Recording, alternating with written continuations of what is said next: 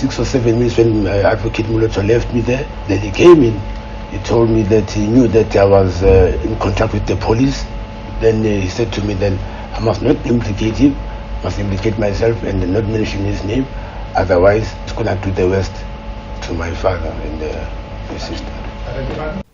Eastern Cape Police have arrested 4 suspects aged between 28 and 46 in connection with the murder of 2 women in Woma in Gqeberha. Police spokesperson Sandra Janse van Rensburg says the police responded to reports of gunfire in Sakasonke village where they found the bodies of 2 women aged 40 and 19. They were shot multiple times. Janse van Rensburg says the investigations led them to Doranginza Hospital where they arrested the first suspect. Further investigation led the members to a residence in Greenshields Park where 3 more suspects were arrested. During the operation, police confiscated a Mossberg 12 gauge shotgun with a box of 9mm ammunition. The motive behind the killings remain under investigation. The suspects are facing charges of murder, conspiracy to commit murder and possession of unlicensed firearm and ammunition. They are set to appear in the Gqeberha Magistrate Court on Monday. A small group of concerned citizens have embarked on a march to the Gauteng legislature in Johannesburg to protest over the high number of illegal foreign nationals in South Africa. The organization leading the protest, March in March, says the demonstration is aimed at highlighting the high rate of illegal immigration into the country. They are calling on government to tighten security at the borders, among other things. Convener of March in March, Nozibusiso Kambule.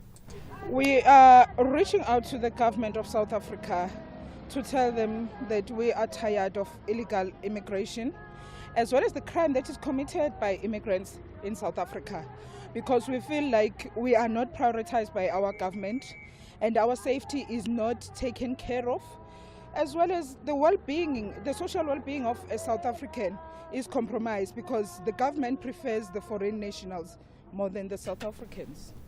Sudan's representative Omaima Al-Sharif has expressed concern over the humanitarian crisis in Gaza. The International Court of Justice has concluded its week-long public hearings to gauge Israel's alleged responsibility for the humanitarian crisis engulfing Gaza during the Israel-Hamas war. Al-Sharif says that there could be dire consequences if the crisis is not addressed. We are deeply concerned by respective legislations imposed by the occupying state, Israel, that has effectively terminated the operations of the Relief and Works Agency in the occupied Palestinian territory, leading to the collapse of the severely needed UN humanitarian response. This outcome is deeply troubling and carries grave implications. Recapping the top story, argument in mitigation and aggravation of sentence is expected to be heard from Friday next week in the Jocelyn Smith kidnapping and trafficking case. Earlier, Judge Nathan Erasmus found Kelly Smith and her co-accused guilty of kidnapping and trafficking of Smith's daughter. I am on Dilambana for SFM News headlines at 3:30. And coming up in your sports this hour, Snyman says the LA success will define their season. Shandu affirms player commitment amid Jose Rivero exit, and Proteas women lose by 5 wickets to Sri Lanka in Tried series. More details at 3:30. Here, there, and everywhere. SAFM 106.1 FM in Bombela. Join us Tuesday on Afternoon Express as Mihlali Ndamase reveals tips and tricks she used to become a makeup and beauty legend. Tando Tabete shows us with hard work and dedication, anyone can reach their dreams. Social media star and sneakerhead Kim Jade shares a day in her life. Interior designers Silvio Rick and Leslie Carsten give us a tour of their stunning home. That's Tuesday at 6 p.m. with repeats on Sundays at 8:30 a.m. only on S3.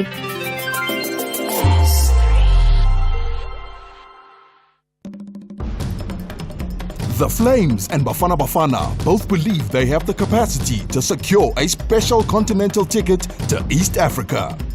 This is the first leg of the final round of the Total Energies CAF Chan 2025 qualifiers. Malawi battles it out with South Africa. This Friday, 2 May at 5:30 p.m. Streaming live on SABC Plus, SABC2 and SABC Sport on DTT Channel 4. Also available on SABC radio stations at 6 p.m. Proudly brought to you by SABC Sport. For the love of the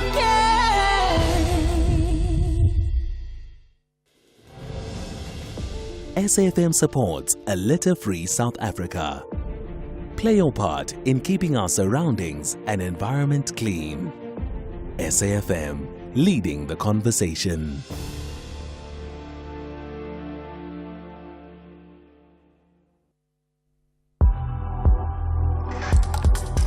The National Pulse with Ashraf Garda on SAFM. You're listening to the National Pulse, weekdays 3 to 6 p.m. So, yesterday, being Workers' Day, of course we had a show. We had some really great conversations with, I think, 3 significant people that you should listen to the podcast on, right? One was Zwelinzima Vavi. Then we had Terry Bell, who's a journalist in the trade union space. And then we had Prof. Mthunzi Mdwaba. Listen to those, all available. Check it out on the Twitter feed for SAFM Radio, but also go to the website safm.co.za. Then podcasts and the National Pulse, you'll find it all there. Really worth listening to. Now, one of the things we did yesterday, we asked the question, are trade unions still relevant in South Africa or a relevant force? And interesting, 81% of the people said no. Andre Flock responded saying the concept of trade unions is an important one, a necessary one, especially in a country such as ours. But that concept only works effectively if the unions involved stay skilled in a number of modern disciplines. Our unions have not kept up. Okay? I'll leave it at that because, part of trade unions is to get the best wages for the unionists, but also to ensure that they get jobs, because if they're not employed, they really would be de-unionized, isn't it? Now, linked to that is a conversation about South Africa's job crisis. Whether you talk 30, 35, 40, 45%, whatever it is, we know that we have a problem with just far too many people unemployed. And we're going to talk about that now. My name's Ashraf Garda. You tuned in, so let me welcome you. Welcome to the National Pulse. 3 hours as we look at the biggest issues in our country and around the world that moves the pulse of the nation. How do you connect with us? You can call in 086 000 2032, and then WhatsApp, you have the option to text or voice note 0614 104 107. And yes, do use our social media platform, in particular the Twitter or the X platform. Use the hashtag The National Pulse, tag SAFM Radio, and do tag me. Right, first things first, on this job crisis that we talk about, let's go to KwaZulu-Natal. Civil society organizations and political parties, some parties, well, they led a march to the Durban City Hall demanding urgent government action to protect employment in the country. Now, that's one part of it, and I think everybody would be on side regarding that, to protect employment, to grow the economy so more people can be employed. But at the same time, the protesters have also reminded government authorities that foreigners are a contributing factor to high unemployment in the country.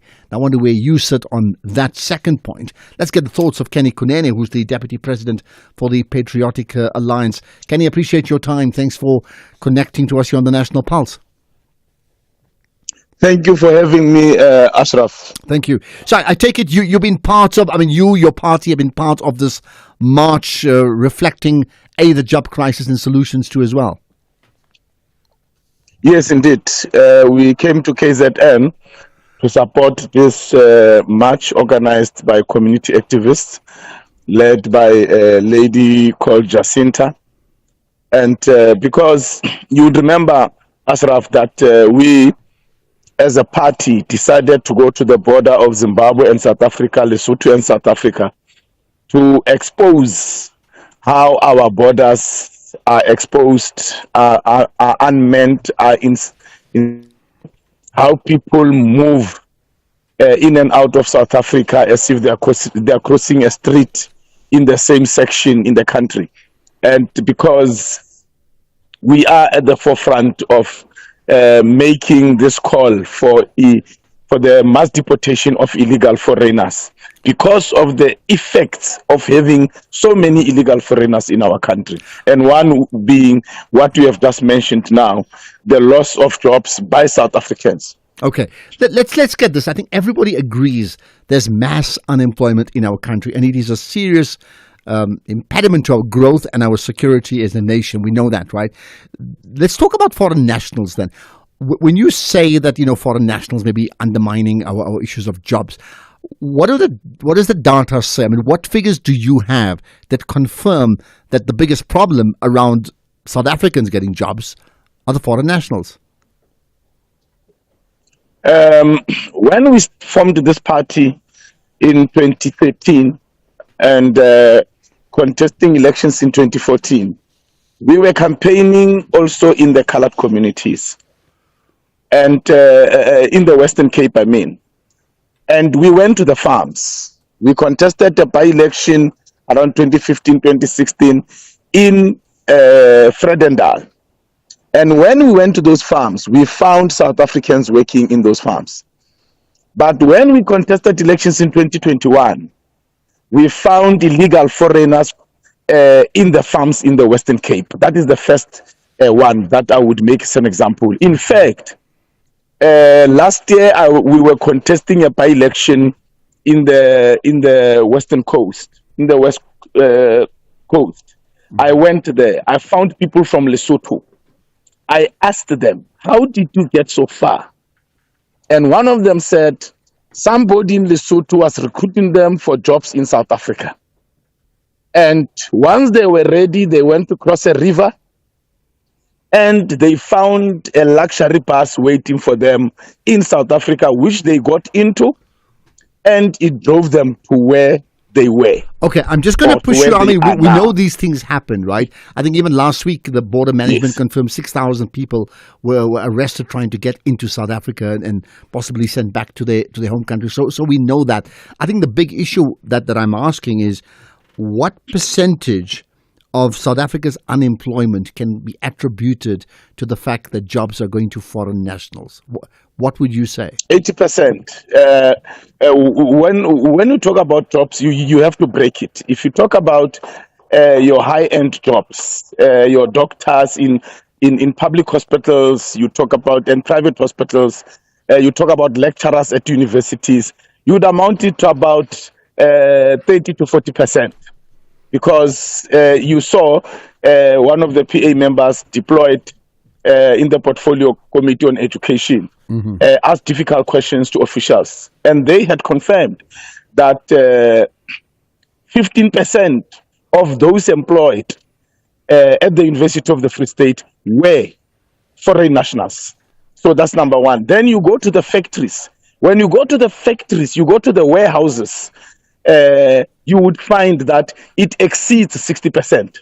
And I'm talking about these figures between 60 and 80%, because when we were doing inspection at some of these warehouses, both in Gauteng and in the Western Cape and in KZN, we found that some warehouses employ 80% of illegal foreigners, not just foreigners, illegal foreigners.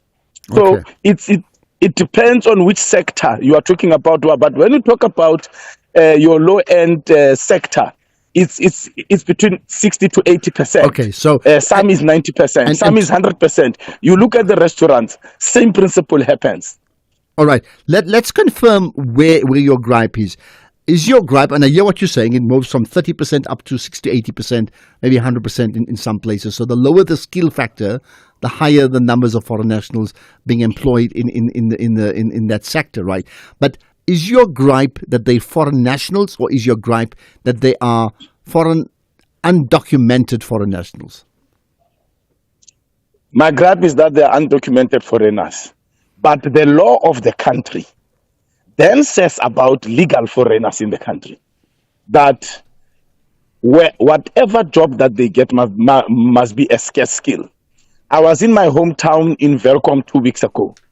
As I was driving out at a filling station at Shell, a doctor came to me, young man, and said to me, "Can you please visit hospitals 40% of the doctors in the hospital where he works at are foreign nationals, and there are so many South African doctors without jobs. They are even looking outside. They are sitting at home after they qualify. Can you please help? Let these people go be doctors in their own countries. So you come across these. Law is clear. We're not talking about a PA manifesto.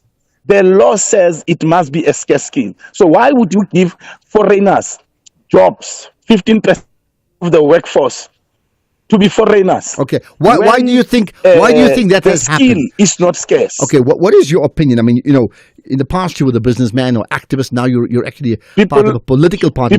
Why do you think that has happened in our country? People pay for jobs. People don't like South Africans because South Africans have rights, because South Africans can protest, because South Africans can fight for a living wage. That's why they prefer foreigners, because foreigners don't fight. They don't fight for a living wage. They are happy with what they get. That is one of the main reasons. Another one is bribery in government. Foreigners are prepared to pay certain amounts so that they can be employed. Okay, those are the clear reasons. It's not about qualifications, because South Africans have qualifications. In fact, in the portfolio committee, Ashley Souls made the lady aware that they gave a job to a foreign national when a South African woman with a PhD, she's a professor doctor, they overlooked her over a foreign national on a skill that a South African has applied. Okay, here's the last thing. That then says, yes. I hear what you're saying, right? And I mean, many people listening may well concur with you if they've been affected in the way that you suggest they are. But what then is the solution? And I say that because, as you know, even your own political party, when it came to negotiating the issue of the whole VAT increase story, it's never straightforward. It's very, very complicated. How do you come up with consensus, right? So I hear the problem. What then is the workable short-term, medium-term, long-term solution that can stick? You've got a minute to answer it. The medium-term solution is to put pressure on these institutions to do the right thing, to put pressure on police to implement the constitution, must deport anybody who is illegal in this country. The long-term solution is to vote for Patriotic Alliance to take over now in 2026, 2027 local elections, to run cities so that we can make decisive steps. We can take decisive steps in removing illegal foreigners in those cities, but vote for PA to take over the country in 2029, because the PA will remove all illegal foreigners. Okay, but the PA will protect you're our talking borders. about your party. The PA will secure jobs for South Africans. You're talking about your party, but think beyond your party. What's the long-term solution for South Africa? Quick answer. The long-term solution is to remove those who have created the problem and those who are perpetrating the problem, which is the ANC and the DA, and to vote for Patriotic Alliance that has shown that it's committed to safeguarding the jobs of South Africans and to removing illegal foreigners and implementing the constitution. Okay, isn't the law enforcement the real issue? That means we've allowed leakages. It has failed. Okay. It has failed because it is led by people from these two parties. That is why I'm saying you remove. There's no political will at the moment. The ANC and the DA have no political will. But you're also they are governing provinces and national. But your party is part of the GNU as well. Kenny Kuneni, let's leave it at that. Thanks for your time. Deputy President for the Patriotic Alliance. Lots to consider over that. We'll have another take over the South African job crisis. Do we really blame it on foreign nationals? Right after this. CFI, a global leader in online trading, is now in South Africa. Access 15,000 plus instruments, currencies, stocks, metals, crypto CFDs, indices, futures, and more on world-class platforms. Enjoy zero pip spreads, no commission fees, and 24/7 support for confident trading. Visit cfi.trade for a secure, transparent trading experience. Don't miss the National Pulse with Ashraf Garda, Tuesdays at 16:45. Proudly sponsored by CFI, CFI Financial, an authorized financial services provider. T's and C's apply. The students want to demonstrate how bright they are by collecting 3 significant points. But Durban ladies believe they have superior football intelligence. Tshwane is up against KwaZulu-Natal. This is the Hollywood Bet Super League. Catch the beauty of Mzansi's women's football. TUT Matsatsansa Ladies FC versus Durban Ladies. The Sunday 4 May at 3 p.m. Streaming live on SABC Plus and SABC Sport on DTT Channel 4. Proudly brought to you by SABC Sport. For the love of the game.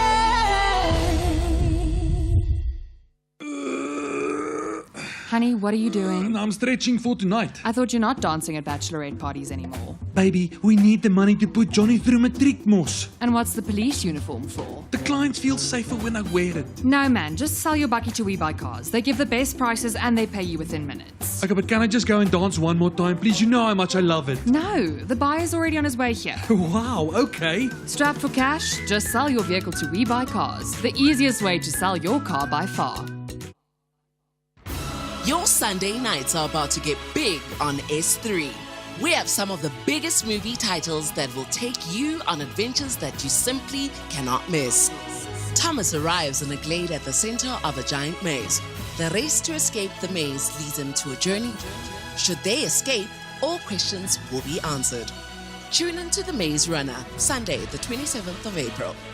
Maze Runner Darth Kirk on the 4th of May. Maze Runner The Scorch Trials on the 11th of May. S3 Blockbuster Movies, Sundays at 7 p.m. only on S3. Open up.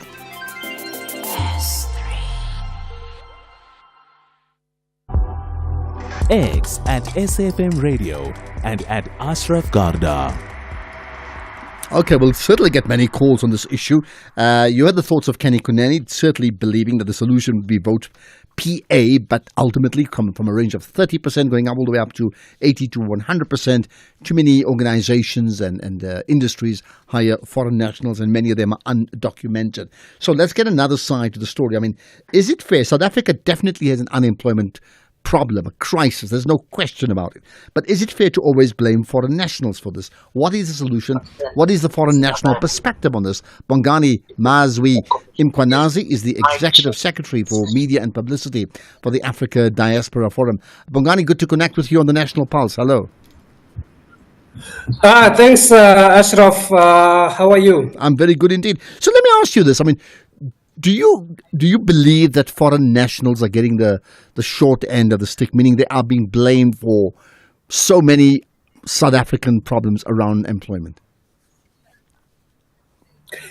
we are the regular scapegoat. Look, as a representative of the migrant community, I want to start by saying I understand the frustration many South Africans feel. Unemployment is hurting families. It's deep. It's a deep personal crisis.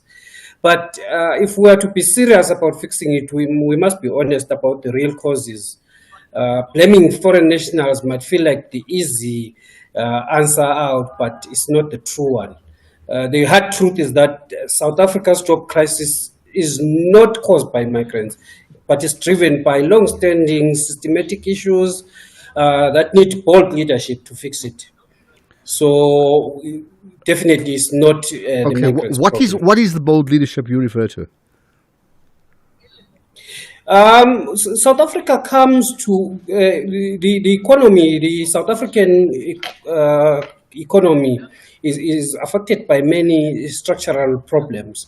So it's the South African leadership that needs to tackle that. So when you look back in the history of South Africa's spatial planning and access to opportunities, so you'll find the major problem was that the jobs were concentrated in few cities, and even now it's still the same thing, while millions of South Africans are in areas with fewer opportunities. So it is then said like 77% of people live in rural areas and have limited access to job markets. I mean, that's a problem in general for the entire country on so many levels. I get that. What about the accusation from people like Kenny Kuneni that in some sectors, the higher the skill sector, the lower the numbers of foreign nationals, the lower the skill factor, the higher the numbers. So he's saying, for example, when it comes to waiters and restaurants, it can go up to 80, 90%, even maybe higher. But let's say in the medical space, it could be, 10, 15, 20%. And then many of them are not just foreign nationals, but they're also undocumented foreign nationals. How do you respond to that accusation, allegation? It's actually a reality that has been caused by those types of sectors, types of remuneration and work conditions, where most migrants would easily accept whatever conditions there, with locals finding themselves exploited and shunning those spaces. So there is quite a high concentration of low-skilled workers in those segments that are less policed by the labor laws and regulations. So that's a reality, but yeah. Yeah, so I mean, I think that's an important point, but he also made the point that many of them were undocumented, therefore that employers knew if they hired them, they would never protest about things, they wouldn't ask for raises because they know they're vulnerable around that. But the key factor is that these are undocumented foreign nationals compared to documented foreign nationals. What are your thoughts about the vast number of undocumented foreign nationals in our country, and what do we do about that as a matter of urgency?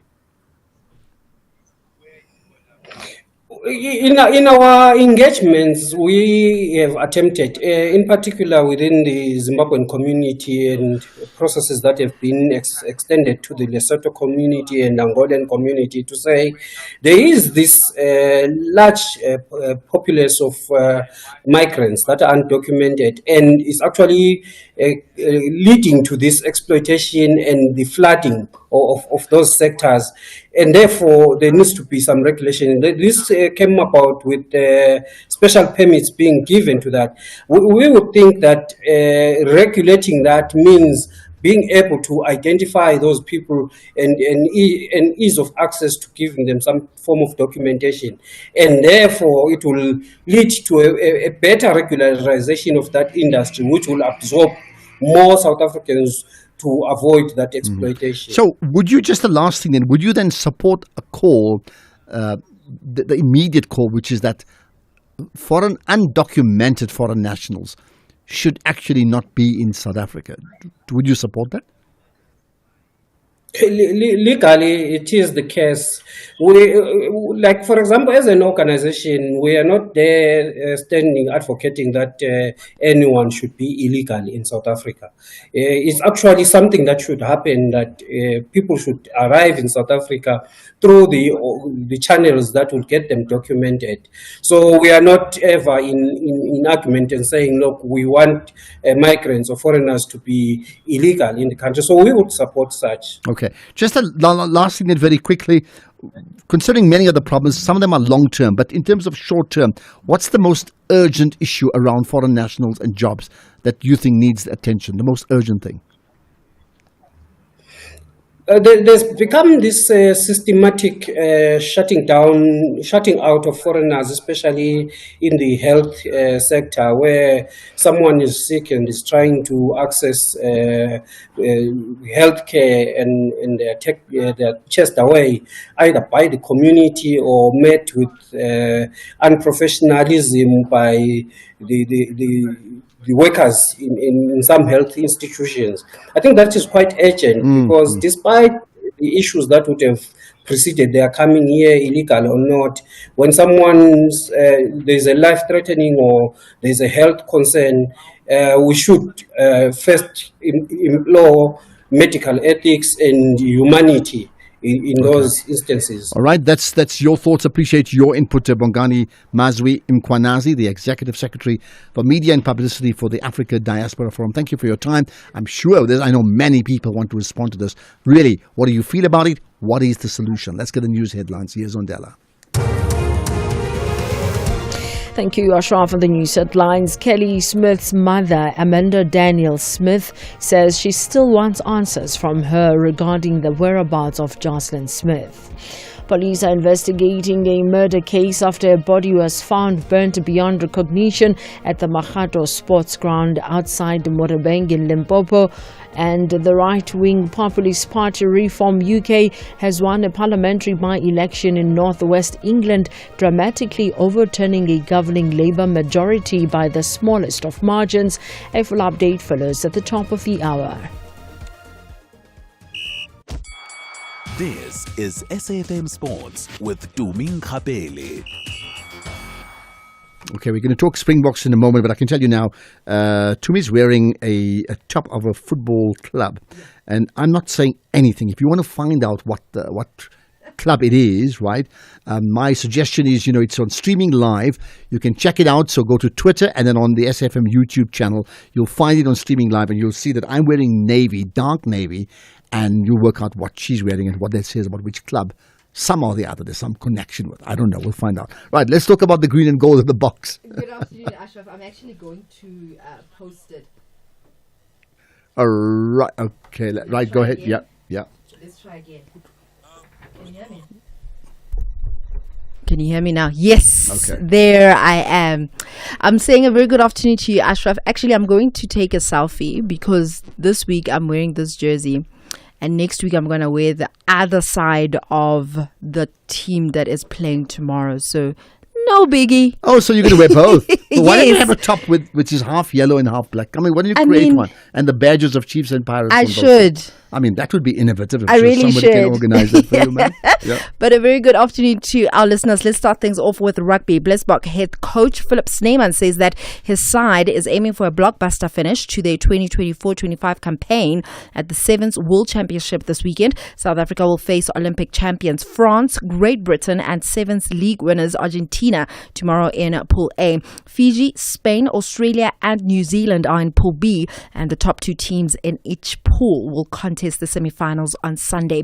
In football, Orlando Pirates defender Bandile Shandu has given club supporters the assurance that players remain focused. This is despite news that coach Jose Rivera will leave at the end of the season. Pirates recently confirmed Rivera won't be renewing his contract, raising concerns it could affect morale, especially after some mixed results. But with the Soweto derby against Kaizer Chiefs coming up tomorrow, Shandu insists the players are still fully committed and chasing the Betway Premiership title.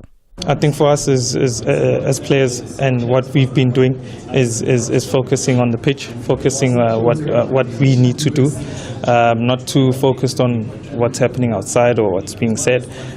So that's what we've been doing. That's what we've been doing and keeping focus on. And yeah, that's been our mindset, and that's what we've been thinking about and trying to do and trying to focus on the next game.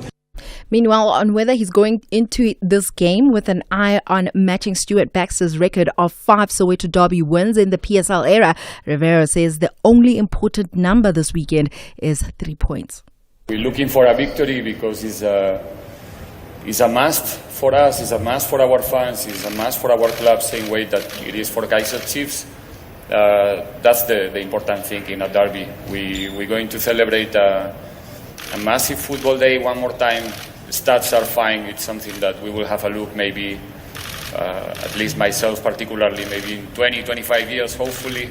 But right now it means nothing. The important thing is to get the 3 points. We really need to come back to the winning track after a couple of not good results in different competitions, and yes, that's it. Then Kaizer Chiefs coach Nazruddin Nabi says that the club is still a big club to lose and won't lose their prestige despite struggles in recent years. Nabi, who's in his first season at Naturena, admits that it's been a tough ride with results not going their way and pressure also from the fans, but he insists that Amakosi are just ill but not dead. We say that the biggest clubs can, get ill, but they never die. And we believe that we are the biggest club in South Africa. Probably at this time we might be a little bit ill, but we believe that we're still alive and we can do something. Elsewhere, Nottingham Forest manager Nuno Santo is calling for one last push after a shock home defeat to Brentford that dented their Champions League hopes. The loss leaves Forest in 6th place and marks their 4th defeat in 5 games, a sudden dip after strong run form. Now, Nuno says that he's less worried about the results and more focused on getting his team back on track ahead of Monday's clash away to Crystal Palace. In cricket, the Proteas women lost by 5 wickets to Sri Lanka to make it 2 losses in their women's ODI Tri-Series matches so far. SA posted 235 for 9 on a tough surface at our Primadasa International Cricket Stadium in Colombo. And in reply, the hosts powered home with 21 balls to spare. And that's all thanks to half centuries by Hashitha Samawara Wikrama and Kavisha Dilhari. Then Nonkulila Gomlaba returned figures of 2 for 44. In athletics, Lesotho's national 10-kilometer record holder Neheng Katala delivered a dominant performance at the University Sports South Africa Athletics Championships, winning the women's 5,000 meters in 16 minutes 52.51 seconds while representing Northwest University at Pearlditch Stadium in Tshwane, just 3 weeks after placing third or finishing third in the 56-kilometer Two Oceans Marathon in Cape Town in 3 hours, 40 minutes and 39 seconds. Katala used the USA event as a fitness test and walked away with the title. Now, before I say goodbye, we were running a competition, especially for the Soweto Derby. If you want to win yourself double tickets to the Soweto Derby as our listener, all you need to do is just tell us who your playmaker is for tomorrow. Who do you think is going to influence your team's win tomorrow? We actually have a winner. Someone sent in a voice note. Can we play it? Yeah. Hi to me and Ashraf. Zote here from Midrand. Okay, for me, the key players for the upcoming Soweto Derby, it will be Rele Mufokeng. Yeah, he always shows up in big games. His flair, vision, and decision making, it's always on point. Also Nkota has speed, and Kaizer Chiefs defenders are slow. So yeah, I'm looking forward to that. Also from Kaizer Chiefs side, Bruce Vuma. If Vuma has a good game, then I think Chiefs can win. But if Vuma has a bad game, then Pirates will definitely take it. Thanks to me. So there you have it, Zote. Big congratulations to you. He actually has playmakers from both sides. So he's sitting on the fence. So where's he going to get tickets? One ticket on the one side, Chiefs side, and one ticket on the Pirate side. We'll see. Got himself into trouble, but well done to you. Absolutely. So we have more tickets to give away? More tickets to give away in the next hour. They need to listen in. SAFM, guiding you through the rush hour traffic. Good afternoon. Starting off in Gauteng, the N1 southbound in Grasmere has delays approaching engine services. The N1 southbound in Midrand, a crash before Buccleuch interchange, and the M2 westbound in Crown has delays towards Main Reef Road. In KZN, the M7 westbound in Pinetown is closed at North Dean exit due to truck recovery. The N3 westbound slow moving towards Pavilion Mall, and the M7 eastbound slow moving towards South Coast Road. In Cape Town, the N1 outbound slow moving towards Okavango Road. Van Skoorstrift Road is closed between the N7 Highway and Morningstar Airfield, and Okavango Road is slow moving at the N1 Highway. With your traffic update, I'm Irma G. This Thursday on EFC, Africa's greatest meet the warriors of Brazil on a night where 3 titles will be contested. Amanda Lino takes on Mariana Salles, Willie Van Rooyen takes on Kleberson Sousa, and in the main event, JC Lamprecht goes to war with Luis Paulo Picanso for the light heavyweight title. EFC 123 live from the World Sports Betting Arena. Watch it on SABC Sport Channel on DTT Channel 4 from 7 p.m. Brought to you by SABC Sport.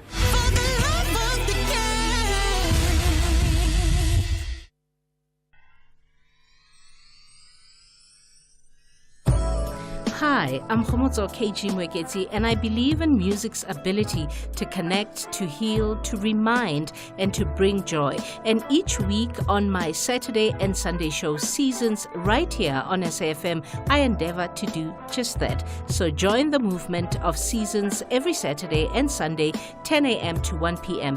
It's addictive. You might invite a friend. Seasons, only on SAFM 104 to 107 nationwide with me, KG Mweketi.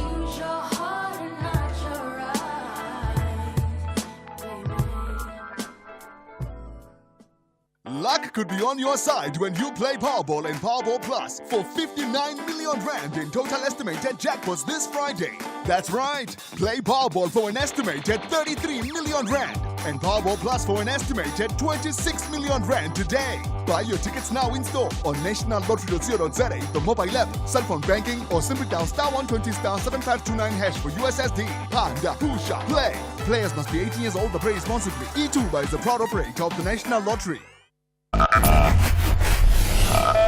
You're listening to the National Pulse. Okay, I'll get to your calls as soon as I can. Many people wish to comment. I know that about the issue of foreign nationals and unemployment and how does one impact the other. But in the meantime, let's talk about autism and Autism Month, which actually ended last month. But we now chat to Sisanda Maklina, she's rather disappointed about, can I say, the lack of noise around issues of autism with regard to media coverage of that this important issue in South Africa in the last month or so. So let's we have on the line Sisanda. Appreciate your time. Thanks for connecting on the National Pulse. Hi, Ashraf. Thank you so much for having me. No, absolutely very disappointing. But I suppose it's also from a perspective of there's just so many of us working in different silos that I don't think we, coming together communally to make enough noise, I suspect. But yeah, I was very disappointed. Just even our government, I don't recall seeing anything from even government making somewhat of an event or an awareness campaign or something. But yeah. Okay, but interesting you talk about the noise. You are the founder and the chairperson of Autistic, Gifted and Awesome, which is an NPO. Now I understand you're making your own noises. Why do you think there's been a lack of attention? Is it a case of because people don't care, or because there's just so many things happening and there's really we're all competing for attention and there's just so much space and that's it? Yeah, I think it's maybe twofold, Ashraf, because it's possible that there isn't enough awareness from the powers that be that should be making the correct noise around this issue. So I think from one perspective it could possibly be that, but also on this second fold is it's just maybe too many of us just completely split away from one another and just not making enough impact. So it's almost like that one single-handed NPO will do something, but that's a drop in the ocean, I think. Now, so yeah, I don't really. Yeah, carry on. Yeah, I don't want to say it's entirely ignorance but I really do believe it's maybe just too many of us in isolation trying to yell in this island we're standing on. Let's get some perspective here. When we talk about autism, yes. Let me not make the assumption everybody knows what we're talking about. So go ahead and tell us. Yes. So what it is really, it's a sensory sensitivity. So, for instance, my daughter likes to tap, and it's called stimming, as we've come to learn and understand it better. So sometimes, depending on what environment we're in, so say take something as simple as walking into the mall, that neurotypical brain has no issues cutting out the sounds and everything else that's happening in the mall. But with a child on the spectrum, there's quite a lot happening in the mall. So you'll maybe then realize that there's stuff happening at the restaurant, there's the scuffling that's happening with people walking and trolleys being pushed. And so that sensory sensitivity for them is just so elevated and heightened that the brain is just not able to silence out all of that noise. That's the one part. But the other part, it varies with, from child to child or adult to adult, but it really is entirely just a sensory sensitivity. Okay, in different environments. And that sensory sensitivity that you referred to, you gave the shopping mall example, yes. But in practical terms on a daily basis, when people are at home or they go to schools, how does that play out? Yes. What is it that they can do? What can't they do? What do we need to understand as well? So from, let's say, a school environment, we definitely cannot have too many children in a single classroom, for instance, because then there's just too much stimulation that will be happening with just the number of children in the classroom. So that in its own would be a very big challenge, just from a concentration perspective, and also the child just taking in a lot to, just to almost self-regulate and be fine in that environment. And so even with routine, for instance, some children, it completely throws them out of sync if you take them out of routine. So let's say you travel the same direction to get to school every single day. If you change that by one stop street, Ashraf, the child can be completely, destabilized. And with some, it really is a lot. And even with the parent, it gets too much, because then they'll probably have a meltdown where the child is maybe screaming and crying and just out of sorts and out of control. And with a lot of people, sometimes I always just say, if you come across a situation that similar to what I've just described, a lot of the time people just generally, give you the side eye and, murmur about amongst themselves, oh, their child lacks so much discipline, or this parent is not disciplining their child. It isn't that. So if people could just be very, empathetic, and sometimes other people are, people are better educated and they are very empathetic, but sometimes people aren't. So instead of throwing judgment on a situation like that, maybe let's just take a step back and be aware of that there are children that struggle a lot with the day-to-day stuff that we neurotypical people, inverted commas, generally don't have a struggle with. And how many people, as a percentage of South Africa, battle with these type of conditions that you refer to? That ordinarily they're all fine, but there are certain issues neurologically that impacts on them. So I don't have the current stats right now, Ashraf, but it's literally on the increase.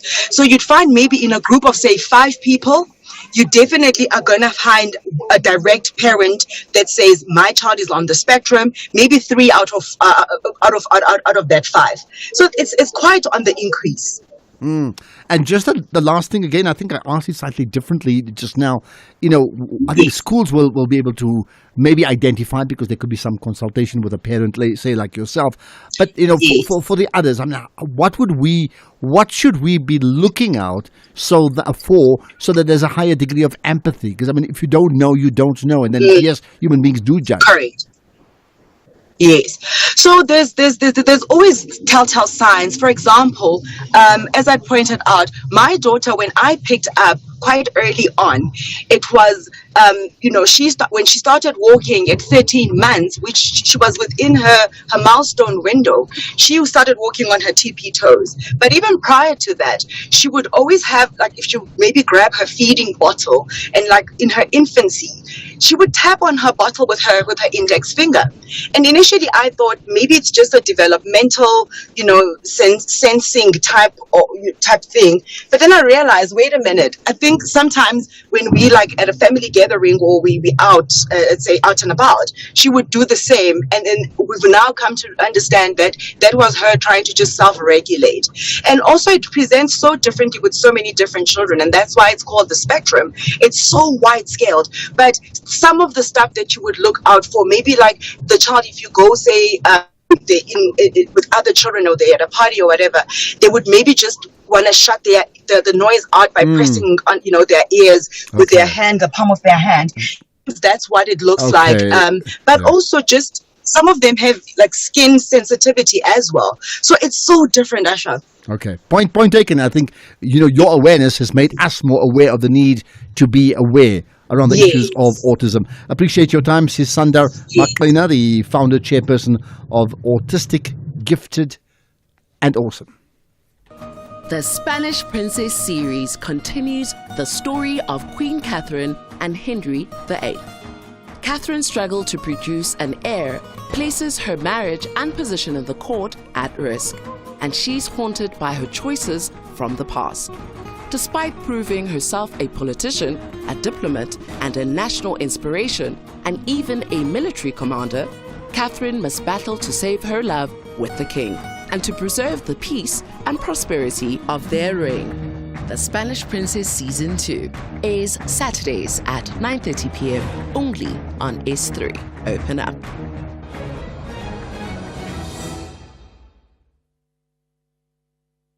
What matters is still coming up. It's a massive football rivalry. It is one of the biggest football derbies in the world. Amakhosi clashes with the Buccaneers at the Calabash. This is the Betway Premiership. Lisekazini. Experience the Soweto Derby, Kaizer Chiefs versus Orlando Pirates on Saturday, 3 May at 2 p.m. Streaming live on SABC Plus and SABC 1. Then on SABC radio stations at 3 p.m. Proudly brought to you by SABC Sport.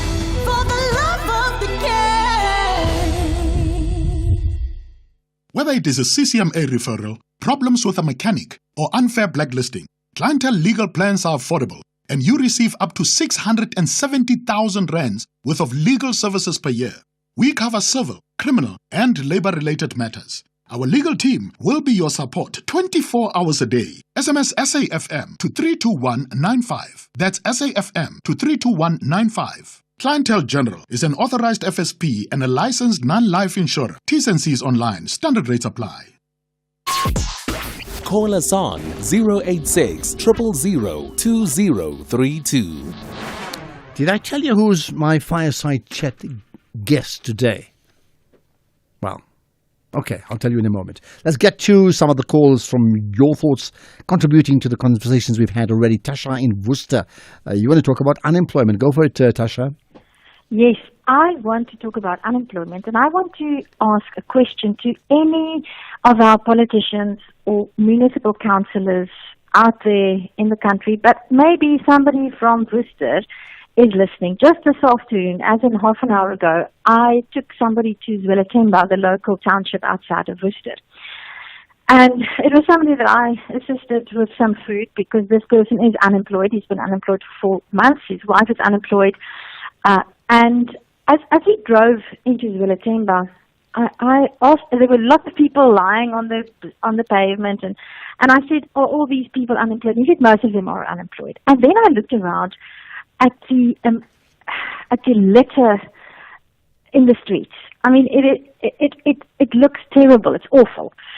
And I thought, and I had this discussion with my passenger, and he didn't have answers either. But I said, why is it not possible for the local government, for the ward councillor of that ward in Zwelathemba, to get these unemployed people together, assign them each, if it's even a 50 square meters area, pay them the minimum wage to keep that area litter free, and have it done on a rotation basis? How difficult can it be to get the funds to do that and give these people a sense of worthiness while at the same time improving the living conditions of the people in that township? Tasha, let's leave it at that. I think it's a very interesting suggestion. The biggest downside, it seems pretty obvious to me, do it, right? The biggest downside is, again, lack of budget, because it filters down from lack of budget at national level all the way down to local government level. And when they don't have the money, then they don't have the money. And that's the problem. Who's going to have to pay for it? But if somebody has a better idea as to who should pay for it, well, we all want to know. Tasha, thanks for that. AK in Pretoria, go for it. Yeah, good afternoon, Ashraf. Good afternoon. Yes. I want to agree with Bongani that there's nobody who advocates for any foreign national to be undocumented in South Africa. But over to what Kenny Kunene was saying, was simply politicking. And, whenever Kenny Kunene speaks, or the head of his party, who's that? They are always advocating and calling out. I mean, sometimes they talk as if they want South Africans to get up and vote against foreign nationals, be them documented or undocumented. So I think somebody like Kenny Kunene should know the difference between a naturalized South African and a foreign national, because I don't think they can do a job. Let me say, a doctor. The government wants to advertise a job for a doctor, and then they will they will decide to recruit a foreign national who's undocumented or who's not a naturalized South African. Yeah. So I think somebody like Kenny Kunene should know better. Okay. You understand? Well, I hear you, and I'm sure he hears you as well. The fact is, politicians, as you know, in political parties, they tend to skew all conversations that suits their narrow agenda. I'm not saying he's right or wrong, but ultimately, as you know, he's like, come on, vote for my party. We will sort out all the issues in the country. AK in Pretoria, thanks for that, right? Let's get further comments. Okay, Brunt Pretorius, by the way, that is the person I'll be chatting to after 5 o'clock. A leader, a business leader of note. You need to catch that conversation. Here's further comments on foreign nationals. Good afternoon, Ashraf. It's Mike from Cape Town. I also want to air in through the conversation you were doing with Kenny Kunene. The manifesto of their party is only based on foreign nationals, and they cannot even do anything concrete within the country or in the government. No, they are always on foreign nationals. And when you hear them talking about foreign nationals, they've got agony, they've got anger. But when you check those foreign nationals in this country, what exactly are they doing? They are doing nothing to this party. They are doing nothing. Well, they are doing nothing. That's your perspective of the PA. Here's another. Afternoon again, Ashraf. The other day we heard about the lady who has a doctorate, but was actually sidelined, and someone was hired, a foreigner was hired on a position. What is that supposed to mean in South Africa? All these places, hospitality, security, all over, there's only foreigners. Foreigners what? Foreigners must go and fix their bloody countries and just give a space for South Africans. Now how many people are demanding on this nonsensical grant? No. Okay, you're clearly angry, and I don't think you may be 100% right, because I know that PhD issue you spoke about, we need to get to the actual facts of that, as opposed to just saying that person was not hired because they prefer to hire a foreign national or what. Having said that, I would suggest that politicians listen to your anger, because they need to get a sense of the pulse of the people. We talk about the pulse of the nation. Well, that call is reflective of the pulse of the people. Let's get the news now. It's 4 o'clock.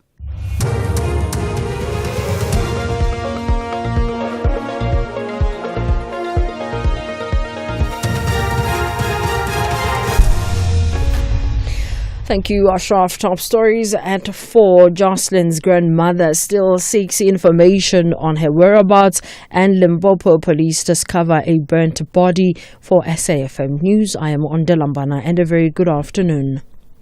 Kelly Smith's mother, Amanda Daniel Smith, says she wants answers from her regarding the whereabouts of Jocelyn Smith. Jacqueline Apollos and Stevino van Rijn were convicted of kidnapping and human trafficking in connection with the disappearance of the little girl at Saldanha Bay in February last year. Argument in mitigation and aggravation of sentence is expected to be heard from Friday next week. Amanda Smith spoke to the media outside the court. She must tell me where my grandchild is. That's all. And I don't want to talk to anybody else anymore, please. Are you angry with Kelly at this point, ma'am? As a last question. Just the last question. Are you angry, disappointed in her? I am angry. I am angry. Because nobody knows if she's still alive, if Jocelyn is still alive. So I am angry and I don't want to see her.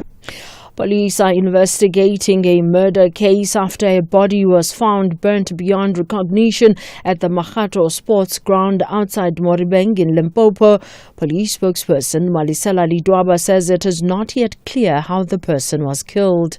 On arrival, they found an unknown body burnt beyond recognition lying on the ground without any sign of gender due to the severity of the burning.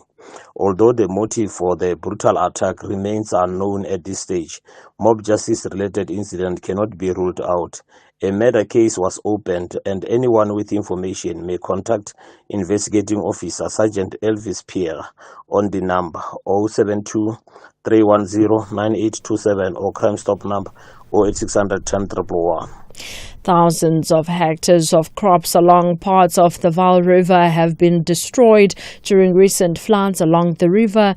Farmers planting lucerne and beans in the Bloemhof and Christiana areas in the northwest were the most severely affected, with some saying that they will not have the funds to replant their crops.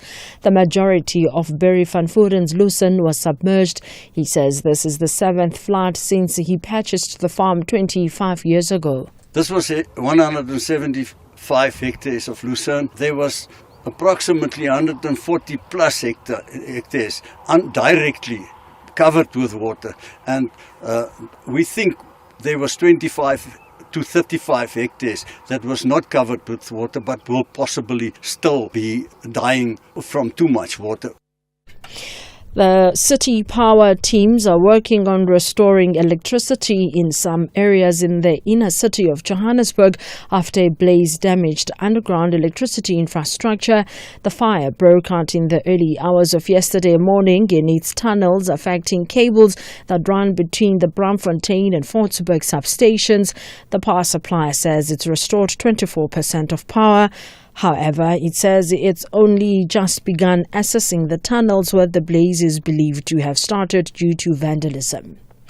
The right-wing Populist Party Reform UK has won a parliamentary by-election in northwest England, dramatically overturning a governing Labour majority by the smallest of margins. Reform's candidate won just 6 more votes than her Labour rival, with a swing of 17%. Reform UK leader Nigel Farage. I think we've supplanted the Conservative Party now as the main opposition party to the Labour government. I think the messages we're getting in many places where we didn't quite win was that if you vote Conservative, you actually get Labour.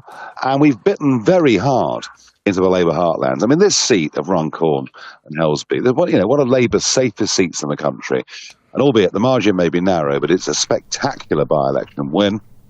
Recapping the top story, Kelly Smith's mother, Amanda Daniels Smith, says she still wants answers from her regarding the whereabouts of Jocelyn Smith.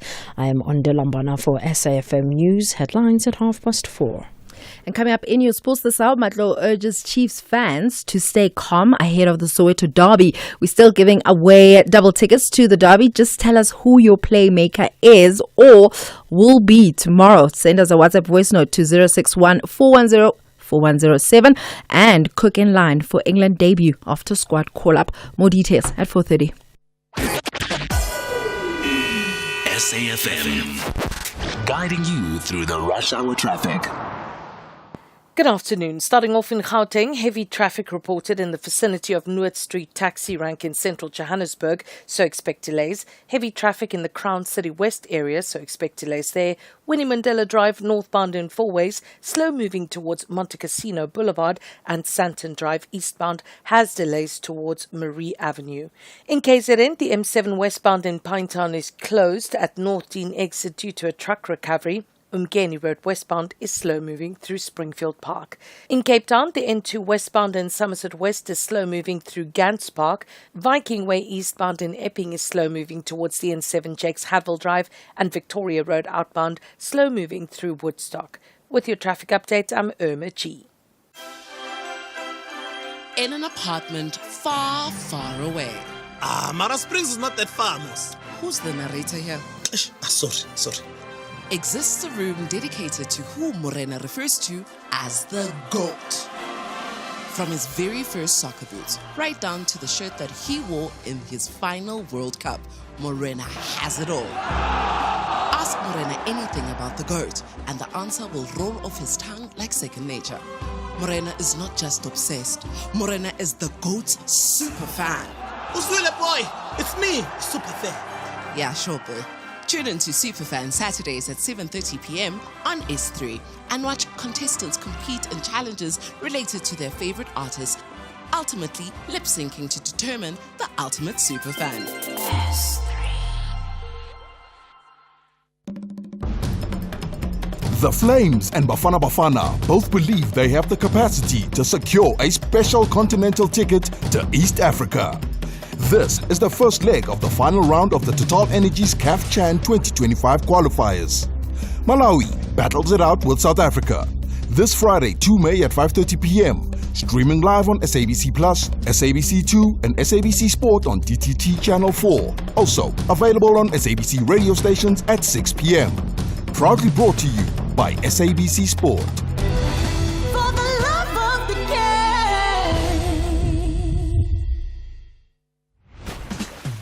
Every person, no matter who you are, what music you're inclined to listen to, and what you do with your weekends, you need a weekend playlist.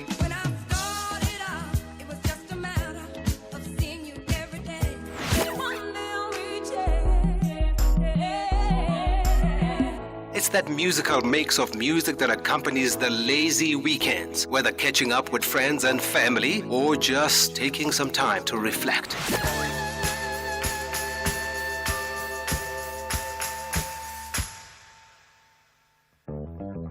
Tune in to The Soundtrack of Your Life with me, Ernest Pillay, Saturdays and Sundays, 1 to 4 on SAFM. Luck could be on your side when you play Powerball and Powerball Plus for 59 million rand in total estimated jackpots this Friday. That's right. Play Powerball for an estimated 33 million rand and Powerball Plus for an estimated 26 million rand today. Buy your tickets now in store on nationallottery.co.za, the mobile app, cell phone banking, or simply dial *120 *7529# for USSD. Panda, Pusha, play. Players must be 18 years old. The play responsibly. E2 is the proud operator of the National Lottery.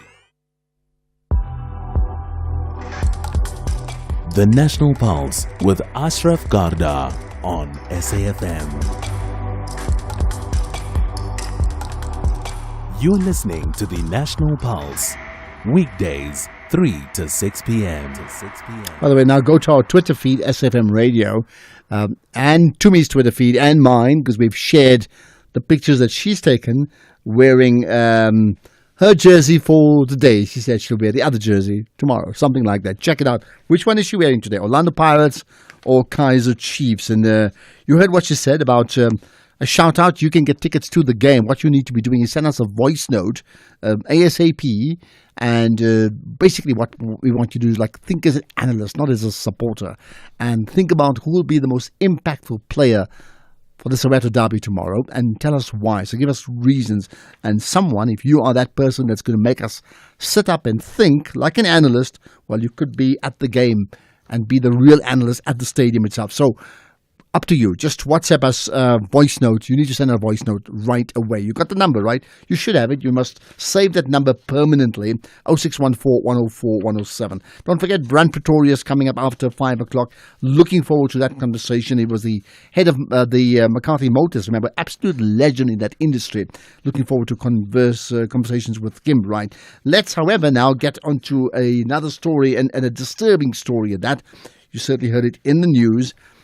Kelly Smith and her co-accused have been convicted of kidnapping and trafficking Jocelyn Smith. And the pictures are all over social media, but like an absolute tragedy that the parents could effectively sell off their child. I mean, that's really what it is, isn't it? So the Western Cape High Court has found that the state proved beyond reasonable doubt that Smith, her boyfriend, that Jacqueline Apollos, and Stephen O'Fran sold the, at that time, 6-year-old. Now, what does all this mean? And not so much in terms of the law, because I think judgment then will be passed at a later stage, maybe within a week or so. It's horrific. They have not yet admitted guilt, by the way, although they've been found guilty. And the granny, I know, has been saying, I want to know where my grandchild is, right? But Gugu Xaba is with the Save the Children organization, Save the Children in South Africa, and I'm sure they would have a position on this. So Gugu, I appreciate your time, and a very disturbing time to talk to you, isn't it? Good afternoon, Ashraf and South African listeners. And yes, it is a disturbing time, a difficult time for the plight of children in South Africa. What do you make?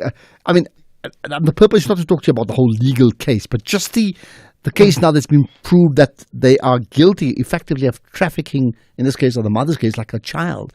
What do you make of the circumstances around it?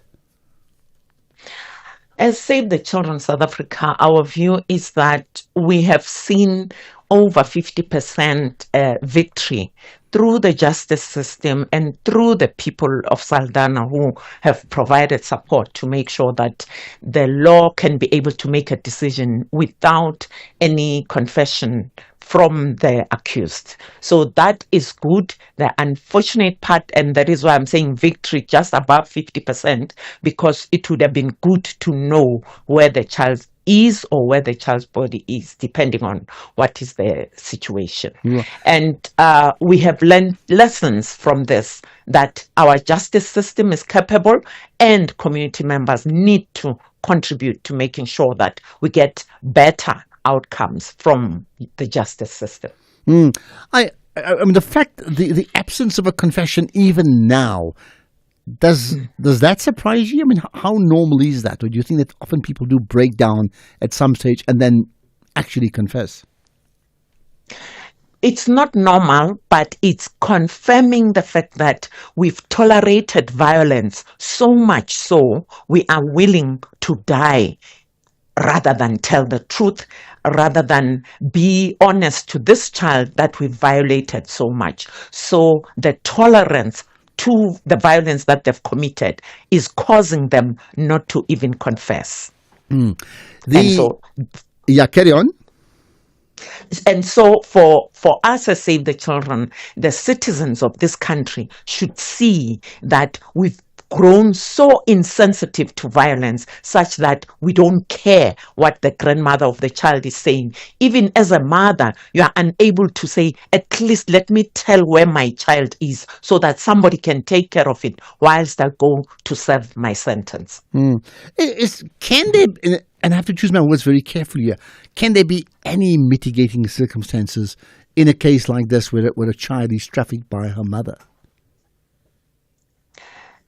The best mitigation we have now is the fact that the law has been able to prove beyond reasonable doubt. That's what we have now. And then the mother has had a chance with the grandmother to at least tell us the truth, but she didn't. So my view is that as she goes to have time on her own, she will be able to, at some point, to talk to us. And of course, there will be counseling that is provided to her. She will get to a point of being honest to herself and to her own child. How, and I'm hoping you're going to say it's not true, but how common are these type of incidences? When I say, I mean, here's a case of actual trafficking. There could be others that may not be trafficking, but in some way or the other, a parent or parents compromise their children in the pursuit of money, maybe poverty-driven. How often does this sort of thing happen? I cannot say it's common because we don't have the data, but we do have a case right now in the Vaal where a mother did admit to selling off her child, and that case is still being investigated. So we do have sprouts of these cases that we have not yet properly documented. We are following them up. So that tells you that because of poverty and lack, there is an opportunity for the most vulnerable child to be used as a commodity. And as you know, society has been listening to the fact that someone got money and it is because of drugs. Again, we had a trend of drugs that are being abused, and it has grown into people that are using drugs wanting to have easy money in order to buy those drugs. So that tells you that we are at risk and there's a need for us to do something about it in order to change the ability to even sell children. But isn't this the point that whether it's drugs or alcohol abuse or even gambling driven activities, right? All of that points to areas of delinquency in society and society out of control with itself. How do we get to a position of completely rethinking the way societies not just live amongst each other, that means people within a society, but the way we govern and address each other? Ashraf, when you look at what happened in Saldanha, because of this case. One, society woke up to its serious problems. And now society wants to make a difference and protect children even better. So yes, it had to get to a terrible point, but society has an ability to turn around the lives of their children or the outcomes of their own social lives. So yes, we have learned, but now this is when civil society needs to come in and coordinate an ability to turn around all these social ills one by one. Because what is happening is that they are growing into the worst of outcomes. So there is a need, starting with the example of Saldanha, we can do it even in other communities, where communities are leading the change that they want to see. I mean, let's end with this. Is that the silver lining, that in fact the legal response where the perpetrators have been found guilty, the public response, the community response, the family as well, the extended family, but also the general South African public are so angered by this that what they've articulated is the fact that we cannot tolerate this, and that's the big plus side in this. Yes, there is a silver lining.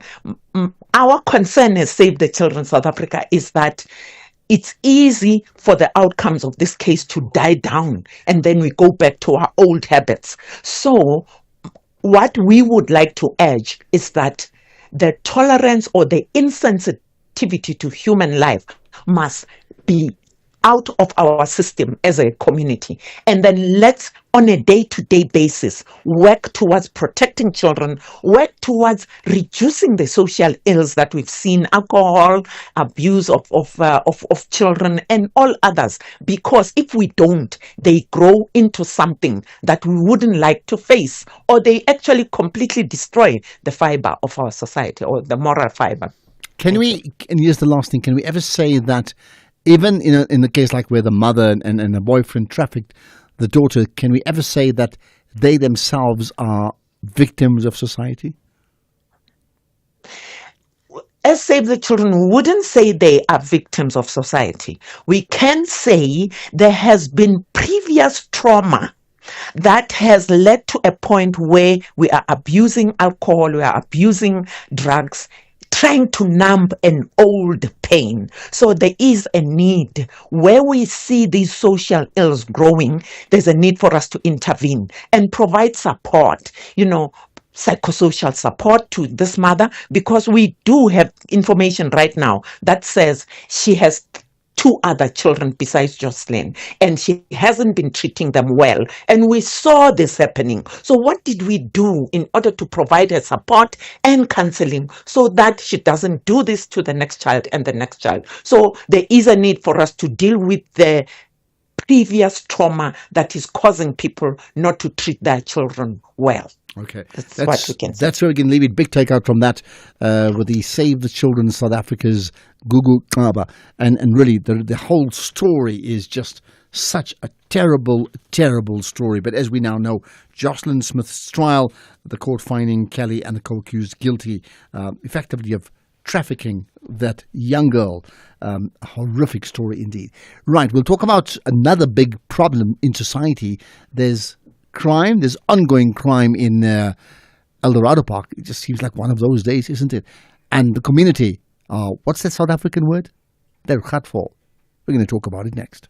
CFI, a global leader in online trading, is now in South Africa. Access 15,000 plus instruments, currencies, stocks, metals, crypto CFDs, indices, futures, and more on world-class platforms. Enjoy zero pip spreads, no commission fees, and 24/7 support for confident trading. Visit CFI.trade for a secure, transparent trading experience. Don't miss the National Pulse with Ashraf Garda, Tuesdays at 16:45. Proudly sponsored by CFI. CFI Financial, an authorized financial services provider. T's and C's apply. This Thursday on EFC, Africa's greatest meet the warriors of Brazil on a night where 3 titles will be contested. Amanda Lino takes on Mariana Salles, Willie Van Rooyen takes on Kleberson Sousa, and in the main event, JC Lamprecht goes to war with Luis Paulo Picanso for the light heavyweight title. EFC 123 live from the World Sports Betting Arena. Watch it on SABC Sport Channel on DTT Channel 4 from 7 p.m. Brought to you by SABC Sport.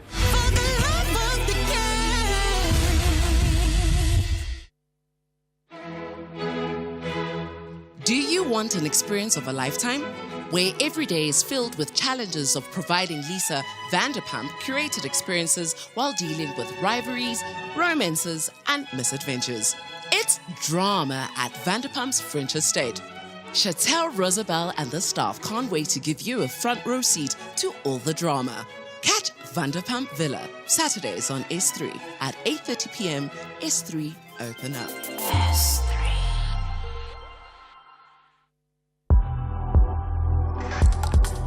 Ashraf Garda on the National Pulse. So, Brunch Pretorius, the former boss of the McCarthy Motor Group, is my fireside chat guest. Looking forward to that conversation, and do join us as well.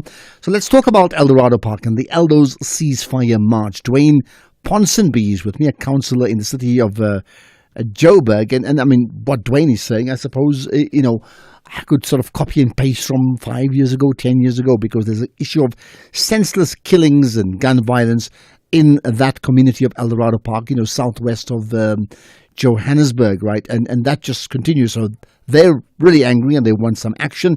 Let's get the thoughts of the ward councillor, Councillor Dwayne Ponsonby. Appreciate your time and thanks for connecting on the National Pulse. Good afternoon, my brother, and good afternoon to viewers.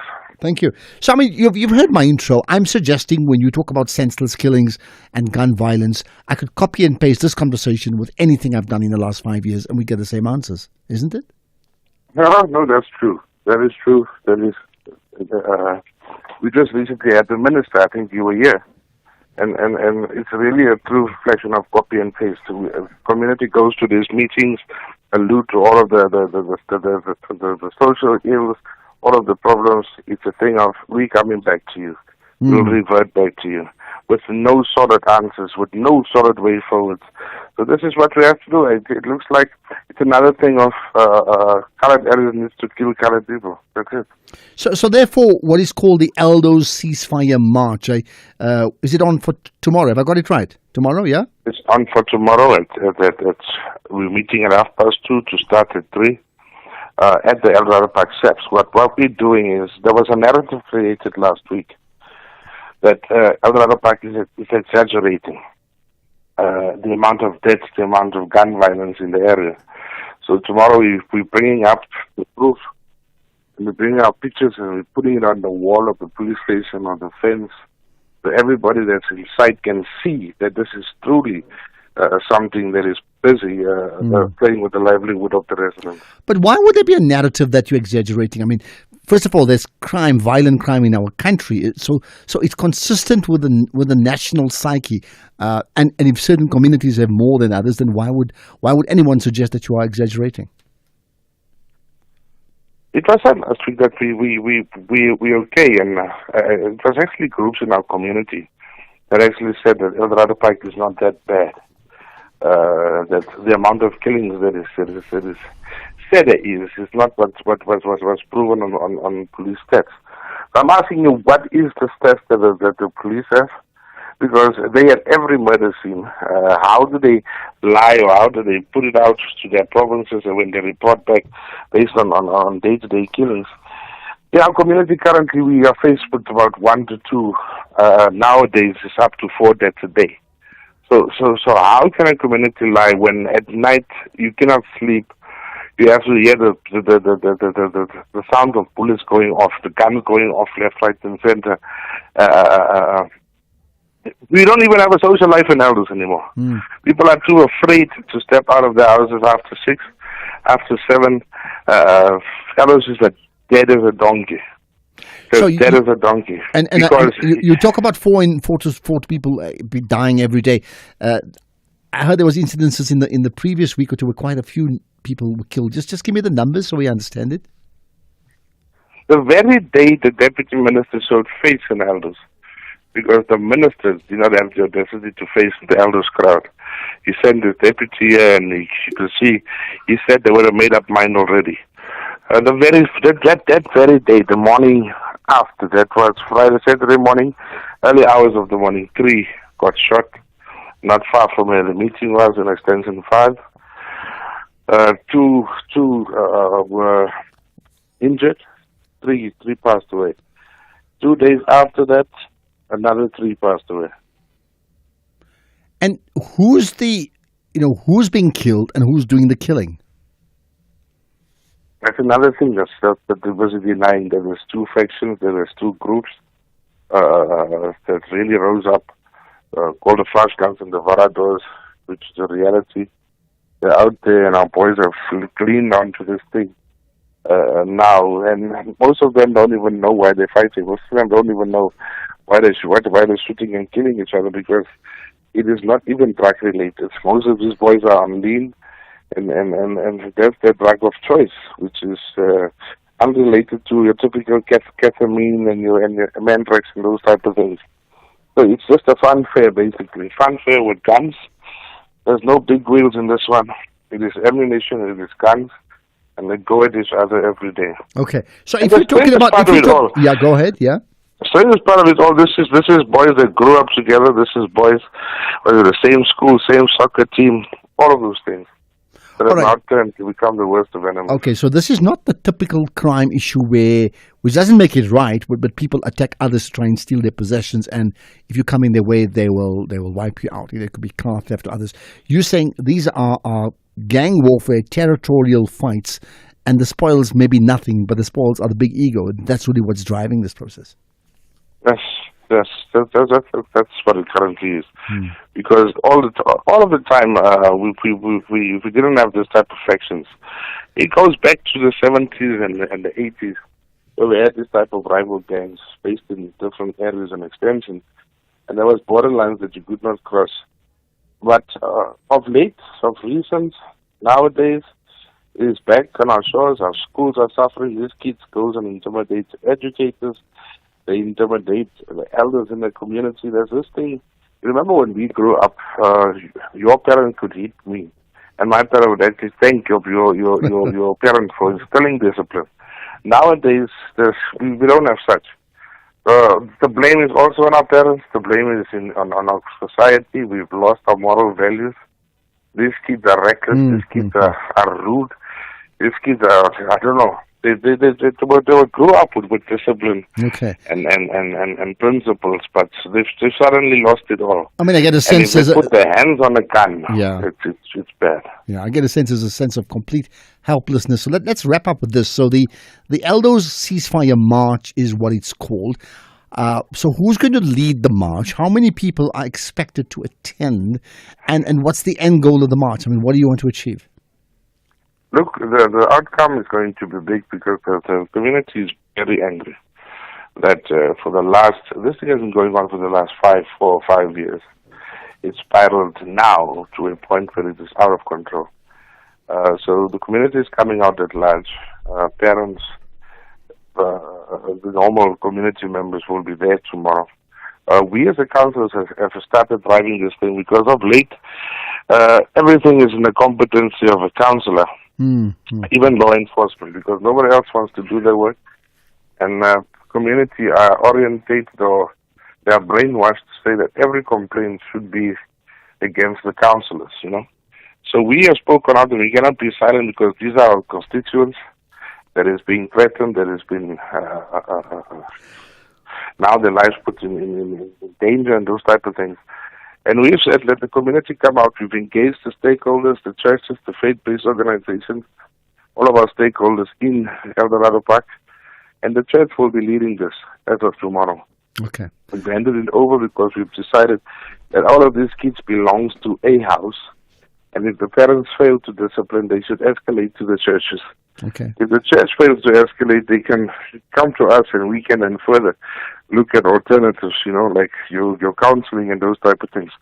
But for tomorrow, 2:30, we're meeting. The church will lead this. We will have a few parents that's speaking out against this thing, explaining how the nature of the cases, because that's another problem. Okay. Most of these cases aren't investigated properly. There's no outcomes. There's no prosecution to these cases. So also the parents will speak out. And we know, because we are religious people, we are God-fearing people, we know that God can change this thing around if the community comes together and unites. I think we all absolutely hope so. Let's leave it at that. Best wishes for the Eldo's Ceasefire March. Councillor Dwayne Ponsonby, Ward Councillor in that region in Eldorado Park. But you can hear the utter desperation in the voice of the councillor. Let's get the news headlines. Here's Ondela. Thank you, Ashraf. On the news headlines, Water and Sanitation Minister Phemi Majortina says the Disaster Management Act sets out clearly the responsibilities of the organs of stating the national, provincial and local spheres on when to implement a disaster management plan. Kelly Smith's mother, Amanda Daniel Smith, says she still wants answers from her regarding the whereabouts of Jocelyn Smith, and Uganda's military chief Muhoozi Kainerugaba has caused controversy by saying he abducted the bodyguard of the opposition leader Bobi Wine and has admitted he was being tortured. A full update follows at the top of the hour with Greg Hoos. SAFM, guiding you through the rush hour traffic. Good afternoon. Starting off in Gauteng, the N1 northbound and Bedford View queuing on the link to the N12 east at Gululi's interchange. The R59 southbound in Alberton has a crash before Klip River Drive exit, and Pretoria Main Road southbound in Buccleuch slow moving towards Maxwell Drive. In KZN, the M7 eastbound slow moving towards South Coast Road, the N3 westbound queuing towards Pavilion Mall. In Cape Town, the N2 outbound has a crash before Muway, the N1 outbound slow moving towards Okavango Road, and Voortrekker Road westbound is slow moving at the N7 Jakes Hartwell Drive. With your traffic update, I'm Irma G. This is SAFM Sports with Tuming Khapele. To me, you're trending. The amount of people trying to check out your pictures and what football top you're wearing ahead of the Soweto derby. They're certainly checking it out. But let's get to, you have another winner. We do. I'm going to just What is the brief again so people know it? So basically, I'm asking our listeners to let us know who their playmaker will be tomorrow between Pirates and Chiefs. And we're going through all your voice notes and just choosing one for a winner. And we're going to play one voice note just a bit later. But for now, though, Kaizer Chiefs midfielder George Matlo has called for calm heads as pressure mounts on coach Nazruddin Nabi. The Glamour Boys go into the first of two successive Soweto derbies against rivals Orlando Pirates at FNB Stadium tomorrow before meeting again for the Nedbank Cup final in Durban next weekend. It's expected that the two fixtures will have a huge bearing on Nabi's future at the season, or at the end of the season rather, as fans again demand changes, but Matlo would like to see continuity.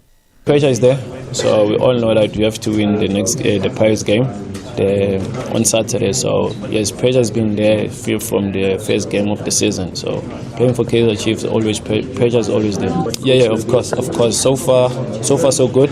So results are telling everything. So we're going into the final next week. So continuity, it has to be there. We have to carry on with the technical team or whoever that's there. So I'm happy so far. Meanwhile, Orlando Pirates coach Jose Rivero has promised fans that he'll return to South Africa one day and maybe even for a second stint at the club. Speaking ahead of tomorrow's Soweto derby against Chiefs, Rivero reflected on his time with the Buccaneers, saying that he's proud of the journey and the players.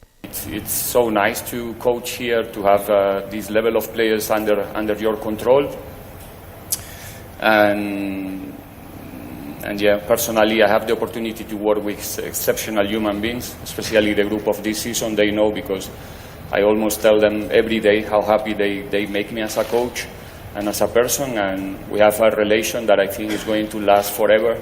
And yeah, I'll be back one day, hopefully as a tourist or as a, who knows, back in Pirates as well one day. I'm yet to see when he comes back to the country. Is he going to come back to Pirates or it's going to be a different club? But listen, this hour we've got two winners and we already have our first winner for this hour. Here goes. For me, the impact player for Chiefs is going to be Mart at the center of the park. Mart. All right. To me, Ashraf, thank you so much. Dion Otto always is worth the price tag. Sipu Chain, he's also on the look for redemption as well, because I don't know. And maybe one of the guys who haven't been playing regularly will pop up and do justice for Ipalania, because The past 2 games have been tough, but Aspel Moya, Spirit always there on top. And yeah, and I think you and Ashraf are wearing Manchester United and Man City, because I heard the blue. Okay, but Chiefs, is Chiefs still blue? I don't know. All right, no, enjoy. Great show. You can check it out on streaming live video. I'm not wearing Man United red Me or neither. blue. Not at all. Me neither. Elsewhere, Liverpool manager Arne Slot says that winning the Premier League title at Anfield was one of the best days of his life as he turned his thoughts towards next season. The Reds crushed Tottenham 5-1 on Sunday to seal a record-breaking 20th English League title with 4 games to spare, basking in a sensational atmosphere at their packed home ground. In the meantime, Manchester United coach Ruben Amorim says that he knows that it's a risk to rotate his squad against Brentford on Sunday, but the focus is on the Europa League success. Now, United are close to the final after a big 3-0 win over Athletic Bilbao in yesterday's semi-final first leg, with a place in the final on the 21st of May and a Champions League spot on the line. Amorim says that the Europa League is now the top priority as United sit lowly 14th in the Premier League. In rugby, 7 teams are still on the running for a semi-final spot of the SA Cup this weekend, with only 2 rounds of league action remaining. However, several of these sides will need help from others to qualify for the playoffs, as all 5 games in round 8 have an influence in the final standings, and the action kicks off tonight in George with the SWD Eagles hosting the defending champions Griquas. Tomorrow, the Boerland Cavaliers, World Cup lock leaders Pumas and Afalka travel to Potchefstroom to take on the Leopards. The Cheetahs host the Boda Bulldogs in Bloemfontein, and Eastern Province face the Griffins in Gqeberha. With that said, it is a wrap from my side. Please don't forget to always sign off with your name so that we know who the winners are for the tickets. Otherwise, you keep it yourself. Otherwise, I keep it myself. Okay, point taken. Makes sense. We all have dreams. Some people dream to be astronauts, while others want to yell Vimba as they chase that elusive shoplifter sprinting out and into Diamond Walk. Others might look at a broomstick and think to themselves that witchcraft might be the way to go. The possibilities are endless. But for Hollywood stars Ryan Reynolds and Rob McElhenney, their dreams is to make it big in the English football leagues. Tune into Welcome to Wrexham as the duo aim to turn Wrexham AFC into an underdog story that the world can root for, bringing hope and change to the community. Welcome to Wrexham, Saturdays at 3 p.m. only on S3. Open up. S3. The students want to demonstrate how bright they are by collecting 3 significant points. But Durban ladies believe they have superior football intelligence. Tshwane is up against KwaZulu-Natal. This is the Hollywood Bet Super League. Catch the beauty of Mzansi's women's football. TUT Matsatsansa Ladies FC versus Durban Ladies. The Sunday 4 May at 3 p.m. Streaming live on SABC Plus and SABC Sport on DTT Channel 4. Proudly brought to you by SABC Sport. For the love of the game. I'm Michelle Constant. Join the JSB crew and I every Saturday and Sunday morning between 7 and 10 a.m. We promise to keep you informed and entertained with innovation, culture, cars, travel, life learnings, environment, and of course, your big fat juicy. Small stories, big ideas, massive inspiration. The Jet Set Breakfast on SAFM. Economic news on SAFM. Facts and figures you can count on.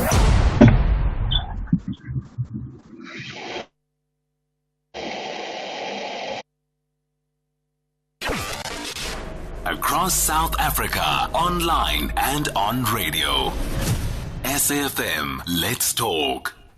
Let's get to those numbers with Paswane Mpatlele, Senior Accounts Manager at Makwe Fund Managers. Good to connect with you. You got news locally and globally. Definitely, Ashraf. Good afternoon. Global oil news have been positive. This has helped investing sentiment improve. We've seen the VIX also getting to levels that are a really thing of worry. This thanks to China signaling the willingness to engage with the U.S. trade issue via credible channels, and this has improved the commodities. We've seen the CRB index stopping its losses up 0.3. Meanwhile, oil prices are still pricing in growth issues. We see it's down 1.2% at $61.10 a barrel. US job numbers came in also positive, better than expected at 177,000, and unemployment rate sitting at 4.2%. This is encouraging that tomorrow's next week we might not see a rig being the same. Yields have slid, seeing a bid to sell, while dollars have begun its descending as it filled at 100, as it reflects U.S. growth issues, but also reflects that rate cuts are still there during this quarter too. This has helped other currencies improve globally. Gold also got a lift, up 0.3% at $30,250 an ounce at the back of the inverse relationship with the dollar. U.S. equities open over 1% across the board. Europe DAX CAC up 2%, FTSE up 1%, JSE's up 0.9%, thanks to industrials up 2%. Resources down 2.4. Coming into the rand space, we are relatively stronger. Rand against the dollar is at 18.36, rand against the euro 20.88, and rand against the pound 24.47. Right, perfect. Thanks for that, Paswani. And being the weekend, it is crazy. Today feels like a Friday or a Monday, depends on your own perspective. But enjoy the weekend. We will connect on, next week for sure. Paswani Mphatlele. Right, what we'll do, don't forget, Brant Pretorius, we'll chat to him about his brand, former chair of the McCarthy Motors Group. We'll talk to him as the Fireside Chat guest after 5. You cannot miss that. But what's up next is something I can't miss. He's talking to you right after this. Ashraf Garda on SAFM. Right, let's get to some of the calls. Colin in Cape Town, firstly, go for it. The PA guy was talking, I was listening to it. Did I hear right? Did he say this person had a PhD professor? Yeah, that's what he said. Oh, good grief. I don't believe that. You know, Ashraf, if he went on a fact-finding mission, I heard him talk about a luxury bus. By the way, it wasn't the political party person. It was another person who called in. Oh, but he said vote for the PA. No, but that was... Okay.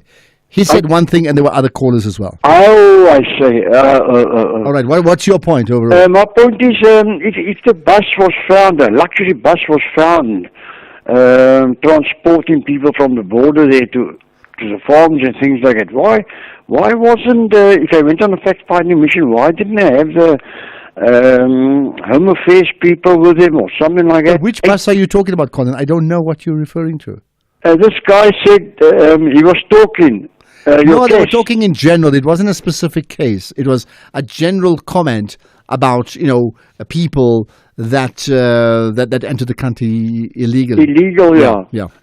I'm talking about the PA guy, the Patriotic Front. Yeah. Well, he was making general comments. Yeah. Oh, was he making general? Because it wasn't one specific incident. If you get my point.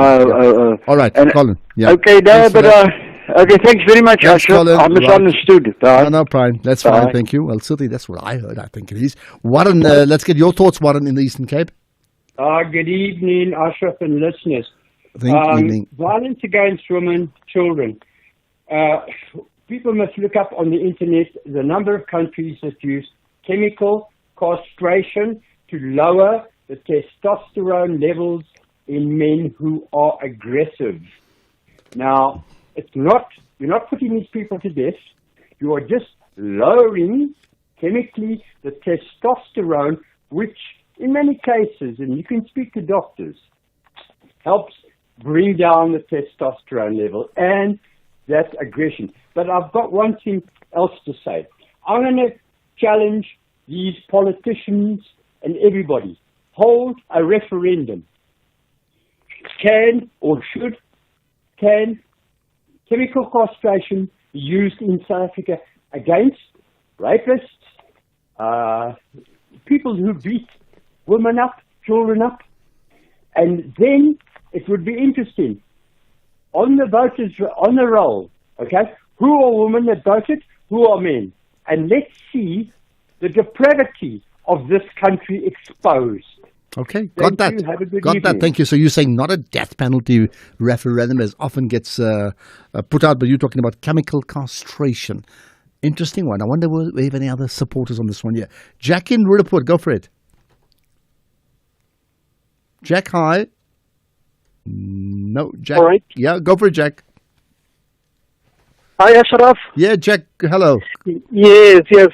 I would like to speak about the issue of the police in the ones that was found in Centurion.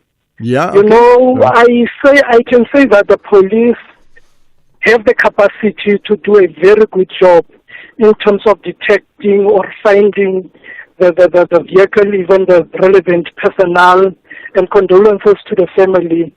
But I'm worried of one thing, that as much as they are so effective if it's police related or police personnel, but when coming to the community, they slack. For an example, in my case, my car was hijacked.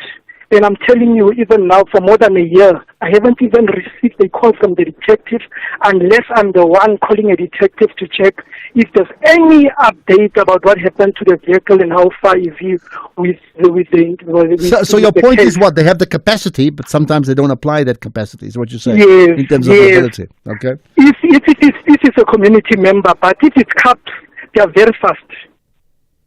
Well, I don't. It's not always about police themselves. I mean, this is an exceptional case. There's many others where it's people like you and I, and they do help. But I hear you, and I'm so sorry about your car, Jack, in Roodepoort. Well, I think many people have been very praiseworthy of the way the police handle this issue, and I don't think, in my opinion, that it can be linked to the fact that the people who were victims were the police themselves. Right. Let's get to some of your voice notes, and there are many from around the country, which is great.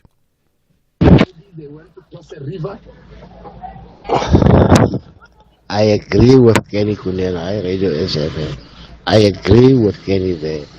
Where I'm working, 90% of drivers here are foreign nationals. Bottom line. It's not a story to say, where can you point to? You can phone me and I will tell you where I'm working. Okay, point taken. 80-90% foreign nationals. Ashraf, how are you? Okay, you had that person in the studio, the one who was fighting against foreigners. Yes, I agree with him 100%. But if he's saying that if they chase away all the foreigners in South Africa, so that everything is going to be fine, it can't be like that. He's saying that foreigners are occupying the jobs. Yes, I agree, they occupy jobs. But are they not South African who are occupying jobs out of the country? So all those people, they should do the same and chase them back to South Africa, and South Africa chase all the foreigners from South Africa to other countries. I'm Nathan K from Bombera, but things are not supposed to be like that. Bye. Well, I mean, you know this, and I know you can't do a blanket no foreign nationals in your country, because then you isolate your own country, and then why stop at that? Go to goods as well. We won't even deal with anything. You'll deal in currency, and maybe say even people must even travel abroad. You cannot live that way. I understand there needs to be checks and balances, but yeah, got that. Ashraf and the SFM listener, thank you. Ashraf, you know what? These foreign nationals, especially having their work into this country, the people of this country will protest forever. AC doesn't even care about them. The state doesn't care about them. You know, we even having like Amapanyasa, which like those people are foreigners. We have like the police, which those people are foreigners, and then we still like crying about the crime. But the people who employing those people there, you know, I don't know whether maybe what are they thinking.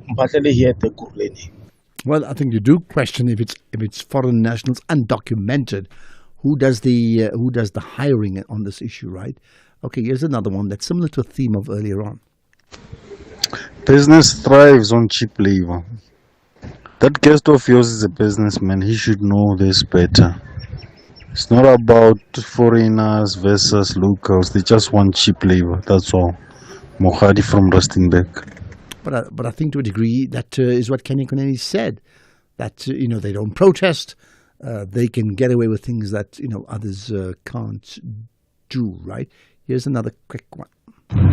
Hello, Ashraf, the team and the listeners. Ashraf, the Jocelyn Smith case is 1% complete. The 99% is to find the little girl. So my appeal to the society out there, South Africans, Africans, everybody in the continent, what can we do to ensure that the little girl is returned to South Africa or to her family safely. Thank you. I think it's a very important point and a very important plea. I pray she's alive. I really do. In an apartment far, far away. Mara Springs is not that far, Mos. Who's the narrator here? Sorry. Exists a room dedicated to who Morena refers to as the GOAT. From his very first soccer boots, right down to the shirt that he wore in his final World Cup, Morena has it all. Ask Morena anything about the GOAT, and the answer will roll off his tongue like second nature. Morena is not just obsessed. Morena is the GOAT's super fan. Uswile boy, it's me, super fan. Yeah, sure, boy. Tune in to Superfan Saturdays at 7:30 p.m. on S3 and watch contestants compete in challenges related to their favorite artist, ultimately lip-syncing to determine the ultimate superfan.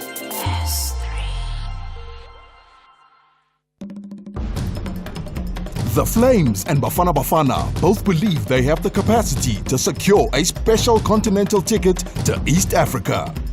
This is the first leg of the final round of the Total Energies CAF Chan 2025 qualifiers. Malawi battles it out with South Africa this Friday, 2 May at 5:30 p.m. Streaming live on SABC Plus, SABC2 and SABC Sport on DTT Channel 4. Also available on SABC radio stations at 6 p.m. Proudly brought to you by SABC Sport.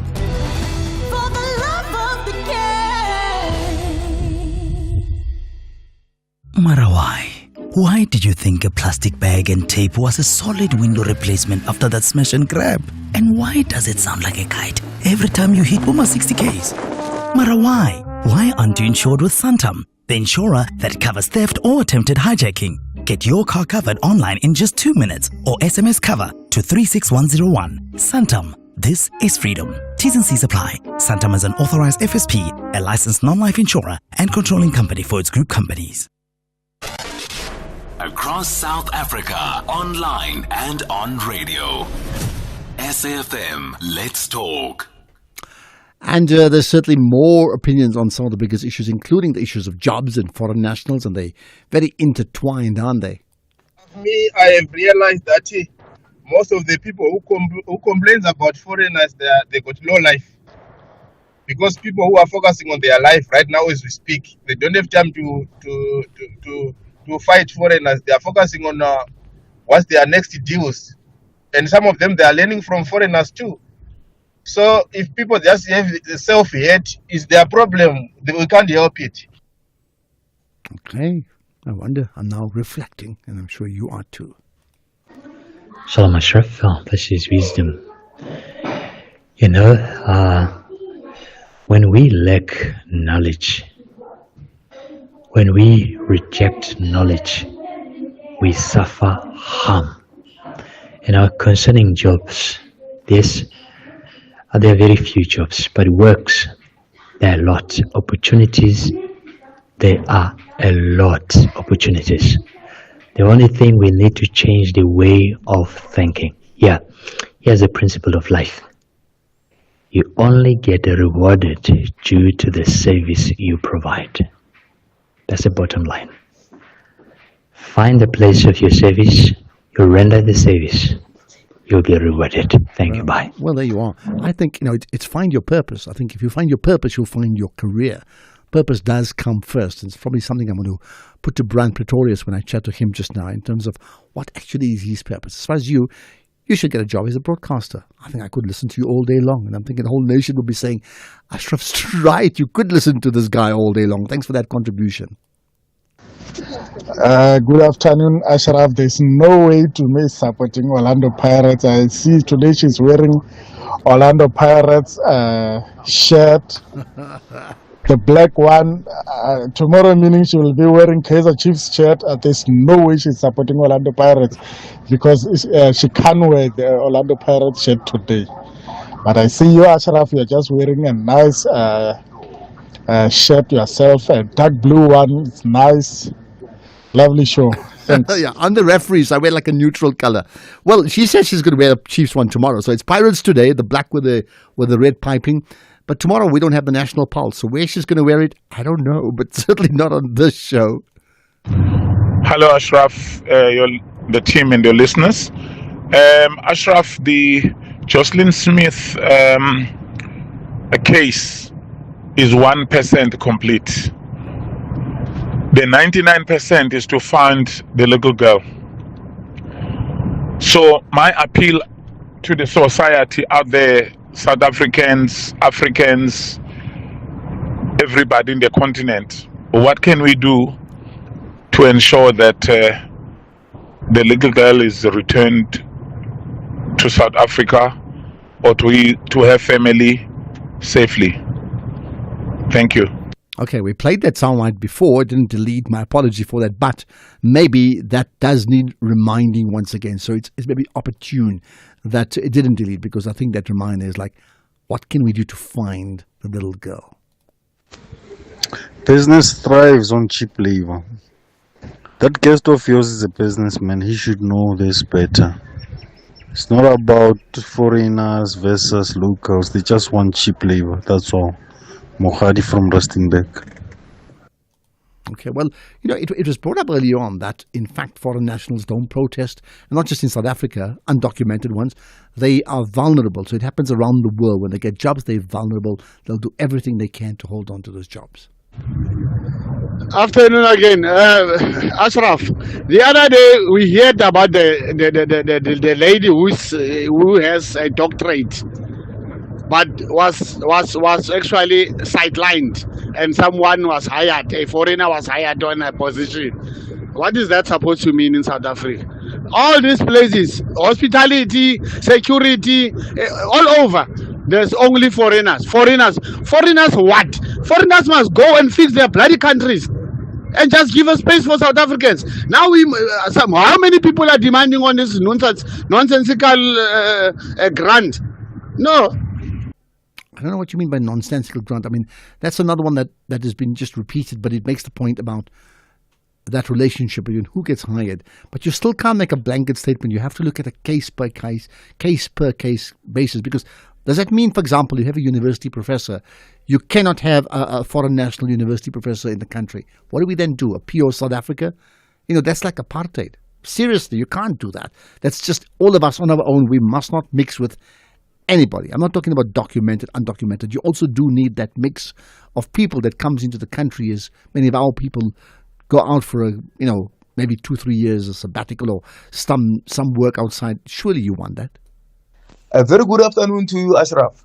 Ashraf, the EPWP within the city of Tshwane is no longer executing its mandate of trying to eliminate or reduce poverty. I don't know exactly what is happening. The EPWP, Ashraf, this side in the city of Tshwane is so extremely dysfunctional. These people are failing us dismally. These politicians are just speaking for the sake of speaking. They don't understand exactly what we're going through this side. The EPWP is a gateway for vulnerable persons with disabilities to gain access to skills and employment in order to be part of the economy. But here we are still struggling. Kazamola Koza Pretoria Soshanguv. Okay, thanks for that. Right, that's it in terms of comments on the issues that impact the National Pulse for today, because as you know, on a Friday, we go into fireside chat mode, but it doesn't mean you can't comment about Brand Pretorius, the former head CEO of the McCarthy Motor Group. He's done many, many things. All I can tell you now, he is a brilliant mind, and I'm looking forward to getting into it. And you know what? You can do the same as well. Let's get the news first. It's 5 o'clock. Here's Greg House.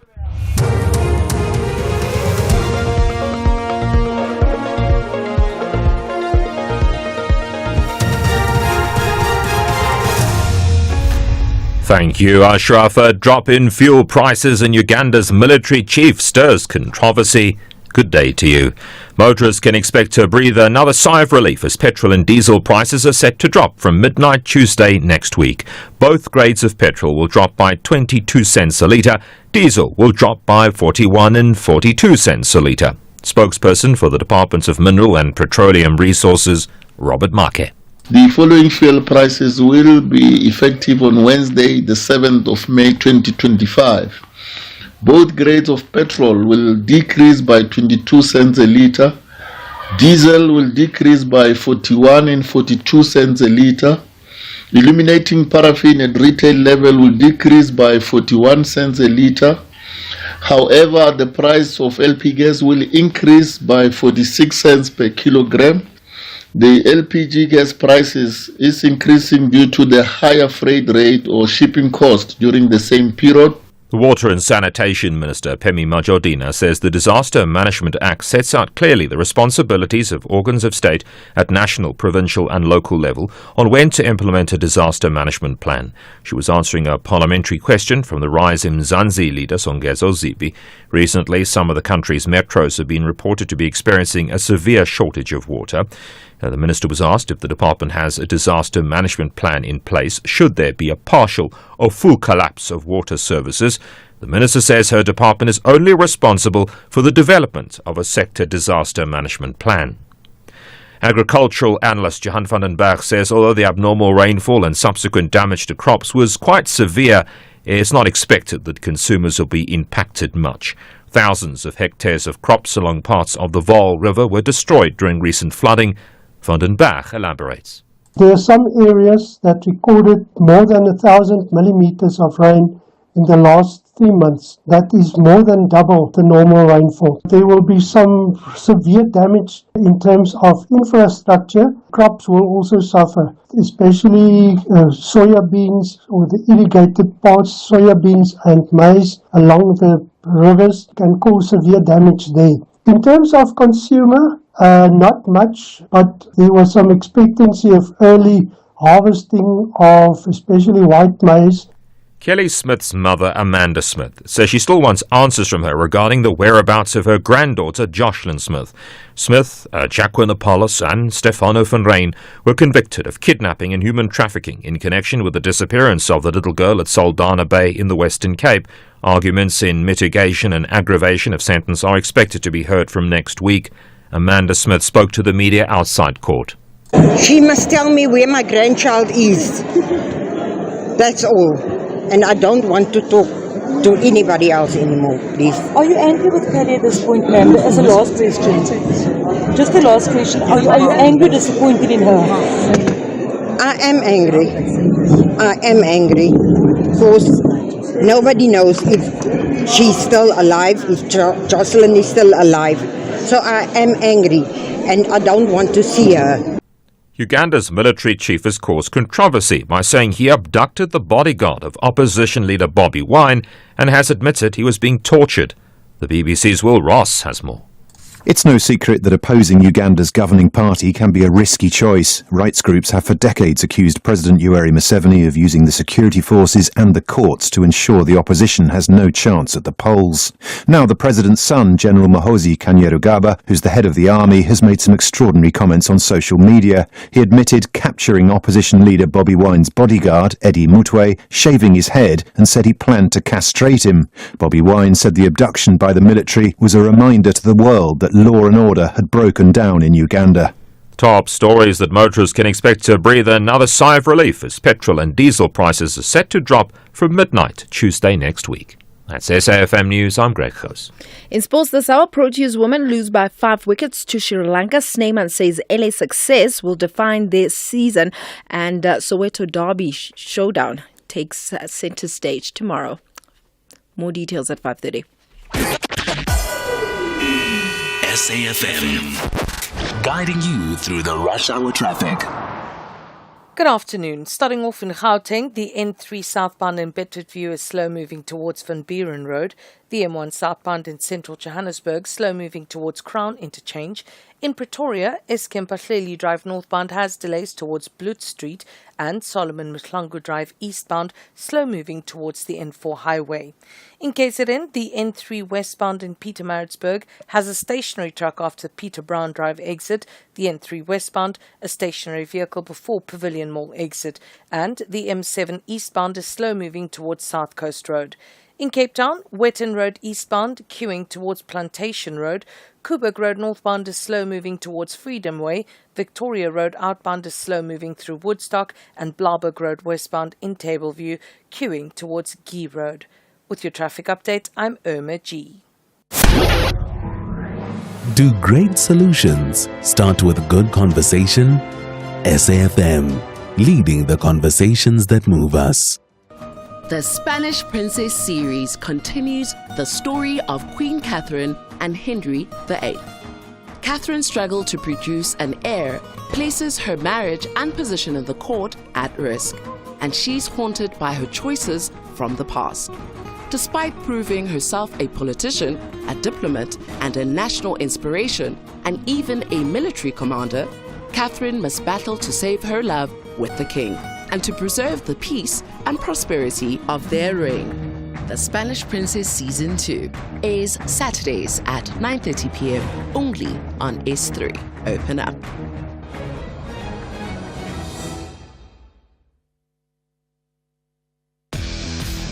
The students want to demonstrate how bright they are by collecting 3 significant points. But Durban ladies believe they have superior football intelligence.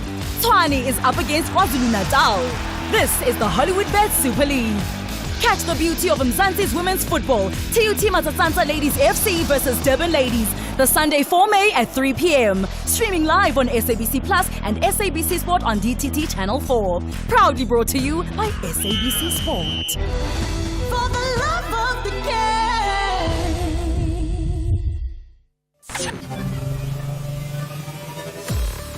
Hi, I'm Zycard. Catch me every Saturday from 7 to 9 p.m. on Spotlight as we bring you blow-by-blow sporting action news. That's Spotlight every Saturday. You don't want to miss it.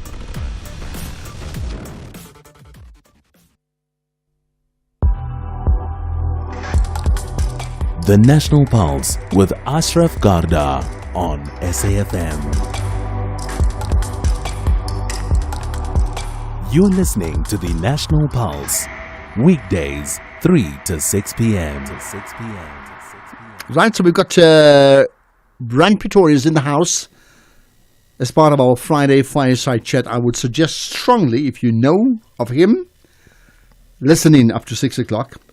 If you've never heard of him before, listen in up to 6 o'clock. He's a brilliant mind I've had the privilege of interacting with before, and really is certainly going to get to you and your understanding of leadership as an individual and as a collective. So there we are. Brian Pretorius, good to see you once again. It's been a long, long time. Yes, I missed you, Ashraf, and I'm very pleased that you're back behind the microphone. Well, thank you so much. Yeah, so I'm not too sure. I mean, I'm looking at this book that you've got here, and it's called Brian Pretorius in the Driving Seat, right? And we chatted when this book was launched. I don't know, how many years ago? 5 years, maybe longer? 7, 8 years? 2013. That's over 12 years ago. Yes. So are you still in the driving seat? No, I vacated my seat and I'm supposed to be retired, although I believe that word is almost obsolete. I noticed when you retired, you said something like you're changing gear, right?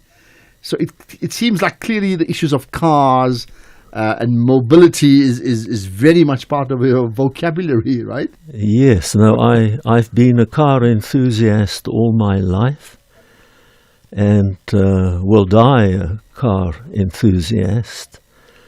But to get back to the point about retirement, when I retired, I sort of split my life into learning and teaching and serving. The learning part comprised of directorships of companies outside of the motor industry because I wanted to learn new things. The teaching, I do a lot of leadership, mentoring and coaching. Talks, I lecture at the university or two. And then the serving, I'm involved with a project called Rally to Read. It's a literacy program. We started it in 1998 and we are still busy assisting learners in deep rural South Africa. We've taken books to over 700,000 learners to date. Wow. And as you know, we are sitting on an illiteracy time bomb. So there is still a lot of work to be done. Well, I'd be very happy to support your rally to read. I mean, I often say, when people ask me, like, amongst the many factors that got me involved and gave me an edge as a broadcaster, I always said it was the unwitting embracing of me, not just reading as a kid or as a lightie, I would often say, but to read a lot aloud. So when I was growing up, I wouldn't just read a newspaper. I would read it aloud, and effectively I was in training to be broadcasting. So I completely, I'm in sync with you about it, the absolute importance of reading, right? But I also understand, I mean, I didn't say this before, but you were the former, CEO of the McCarthy Motor Group. And I see in just about every bio that I pick up, that comes up first. That to a large degree, does that define you? My opinion is obviously subjective, but I would say that my 22 years at Toyota, South Africa, gave me tremendous exposure and so many opportunities to learn.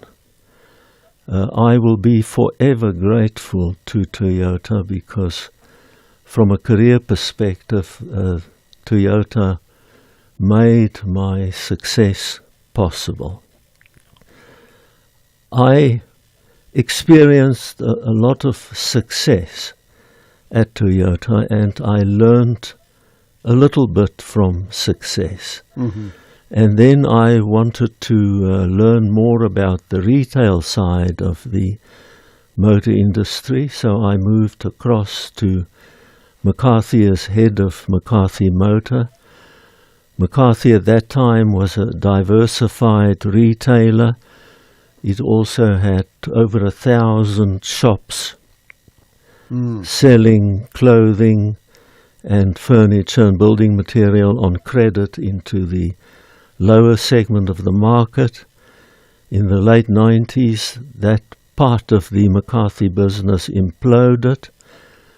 The group ended up insolvent, 15,000 people. Sure.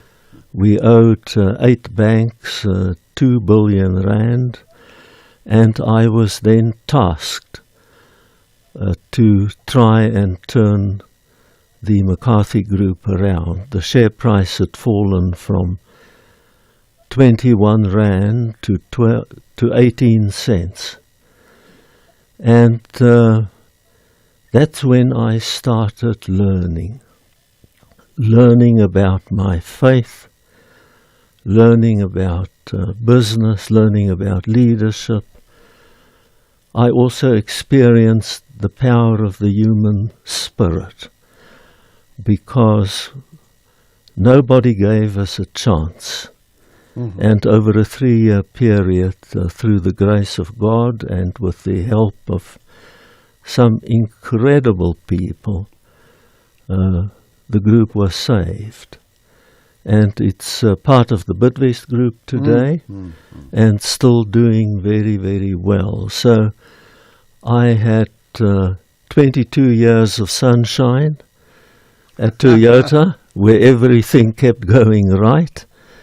And then I had 16 very difficult years walking through dark and deep valleys. But I'm very grateful. I feel so blessed that I had the opportunity to achieve something.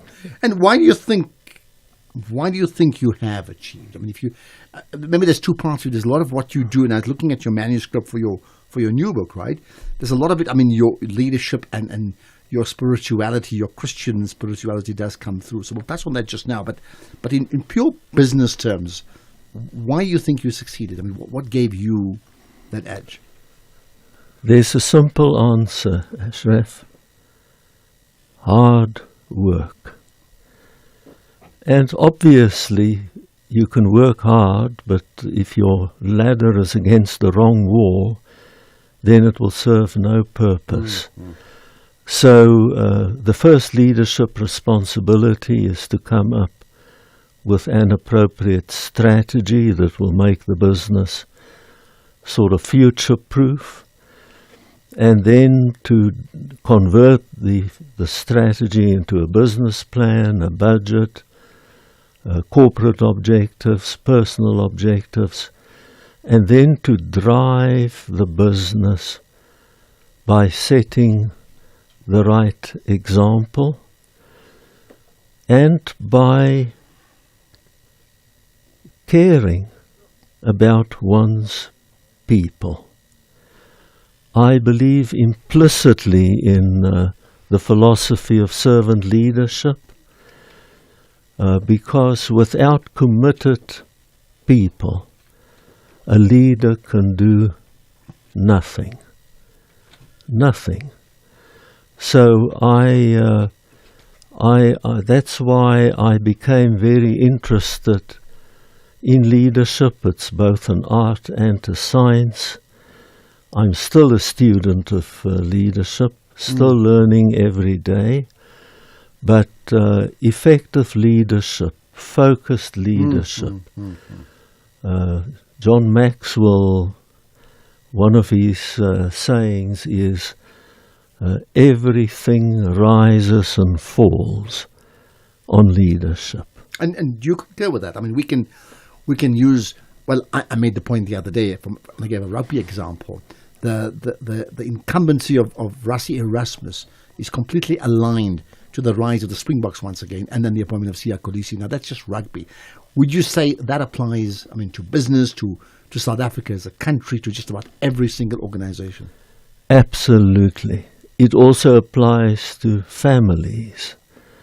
It applies to churches. You mentioned sports teams.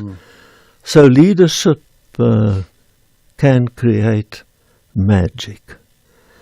So leaders who have the courage to go first, leaders who have the ability to motivate and inspire, leaders who succeed in creating a workplace where humanity overflows, where people feel involved and trusted, where they are being developed to sort of realize their God-given potential. Quality leadership unleashes an enormous amount of energy, enthusiasm. So how, just in one sentence, I mean, what would be your definition of leadership? Because, I mean, I hear it every day. Like, what's your definition? Yeah, a leader provides direction. I'm making notes. Yeah.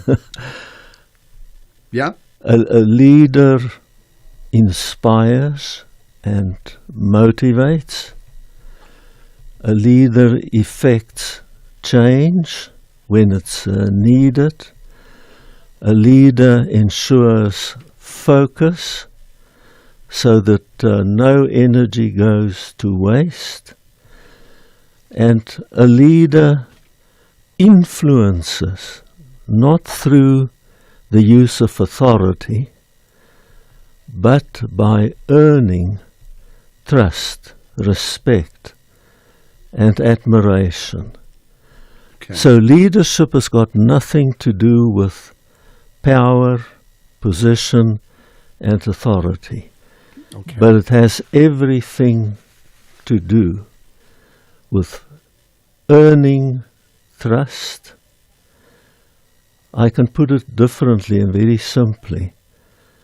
Leaders do the right things in terms of principles and values, and then they do the right things right when it comes to effective execution. Okay, got that.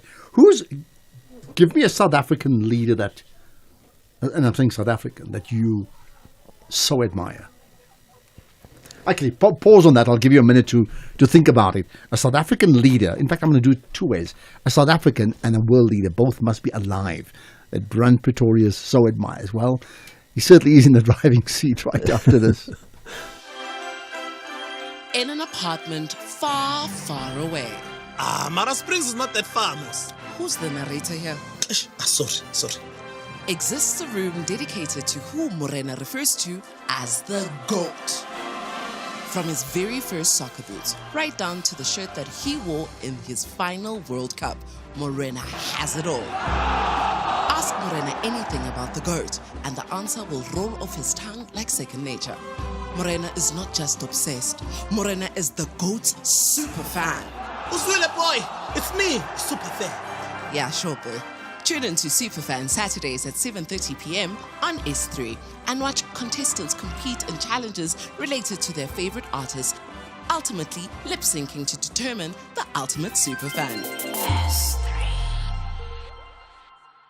As a medical doctor, I've dedicated my life to helping others. Being a regular blood donor, I was shocked to learn of my low hemoglobin levels, which prompted further investigations. My diagnosis of myelodysplastic syndrome meant that my only chance of survival would be through a stem cell transplant. Finding a match was easier for me than for most patients. However, not everyone is so lucky. If you are between the ages of 17 and 55 years, register with dkmsafrica.org to become a stem cell donor and give someone out there a lifeline. This is an SABC-supported initiative. What matters is still coming up. It's a massive football rivalry. It is one of the biggest football derbies in the world. Amakhosi clashes with the Buccaneers at the Calabash. This is the Betway Premiership. Lisekazini. Experience the Soweto Derby, Kaizer Chiefs versus Orlando Pirates on Saturday, 3 May at 2 p.m. Streaming live on SABC Plus and SABC One. Then on SABC radio stations at 3 p.m. Proudly brought to you by SABC Sport.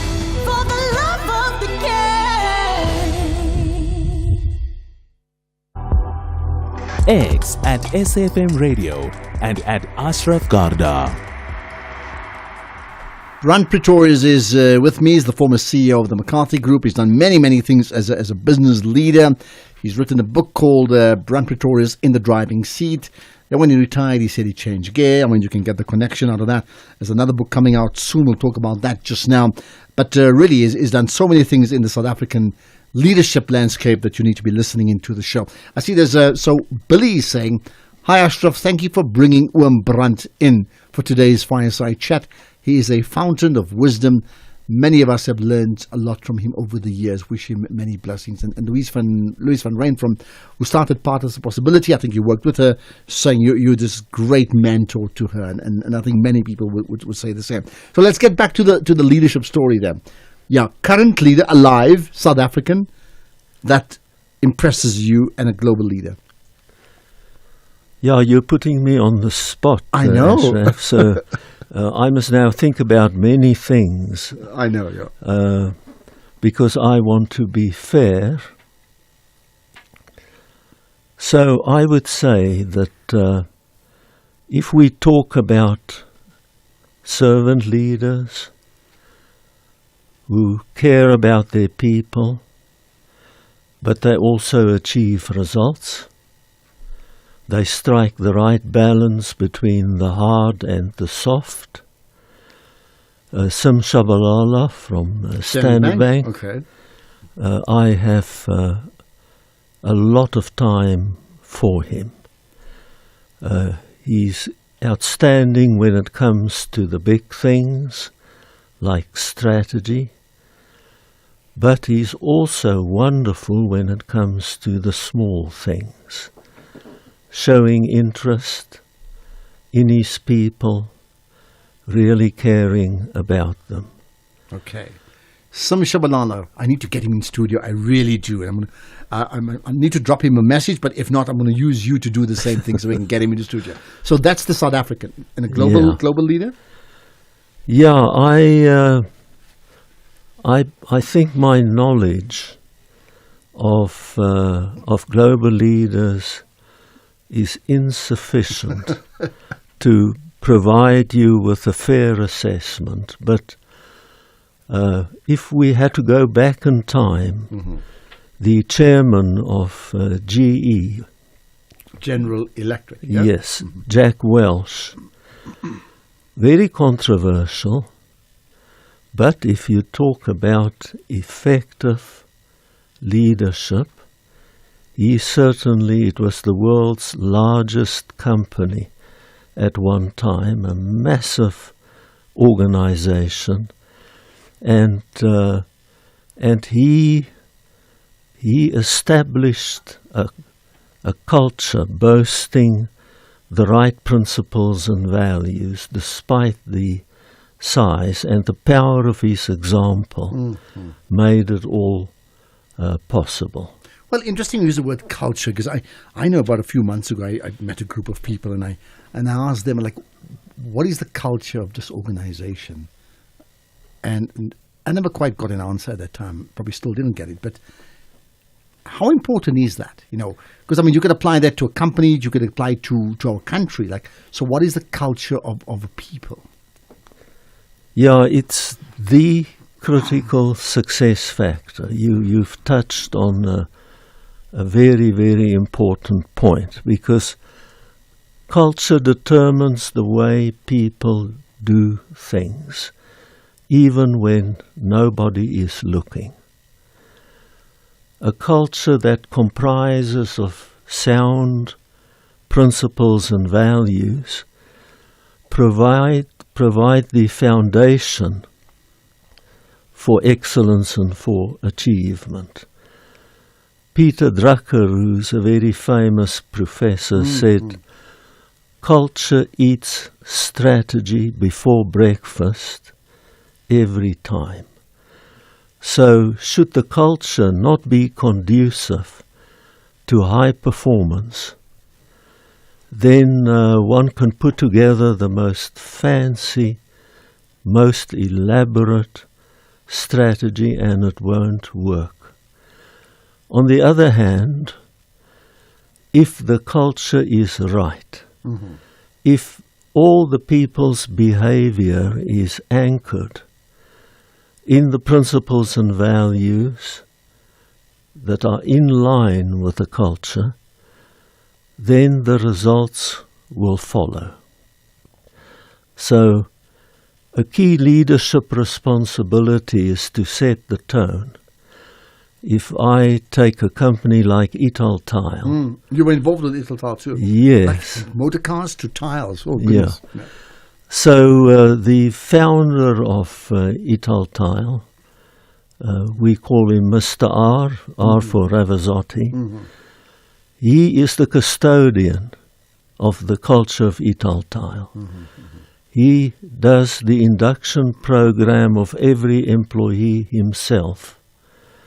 He leads by example. He makes sure that any real or perceived weaknesses in culture are addressed. And if you look at the history of Italtile, it has shown remarkable growth. So it can either be a multiplier or a massive obstacle. But it is important. The culture, the way we do things, and if you don't get it, I think the most simplest example are the Japanese. It is in their culture that they would go to a sports stadium, and when nobody is watching or the world is watching, doesn't matter whose mess it is, they just pick up the litter and they clean it all up because it is the way they do things. I mean, that's probably the best example I can think about, very simple one. More to come with Brian Pretorius and his own culture and the way he does things in a few moments' time. Let's get the news headlines now. It's 5:30. Quick look at the headlines. Motorists can expect to breathe another sigh of relief as petrol and diesel prices are set to drop from midnight Tuesday next week. The Teddy Bear Foundation's called the judgment in the Jocelyn Smith case a bittersweet victory. And Reporters Without Borders has warned that press freedom around the world is in what it calls a difficult situation. There's a full update at the top of the hour. SAFM, guiding you through the rush hour traffic. Good afternoon. Starting off in Gauteng, the N3 southbound in Germiston is slow moving towards Geldenhuys interchange, and the M1 southbound in Braamfontein slow moving towards Carr Street. In KZN, the N2 southbound in Amanzimtoti has a crash at Doonside, and the M7 westbound in Pinetown is closed at North Dean exit due to truck recovery, causing some heavy delays. In Cape Town, Klipfontein Road eastbound in Silvertown has a crash before Petunia Road, and the N2 outbound has a crash before Meway. With your traffic update, I'm Irma G.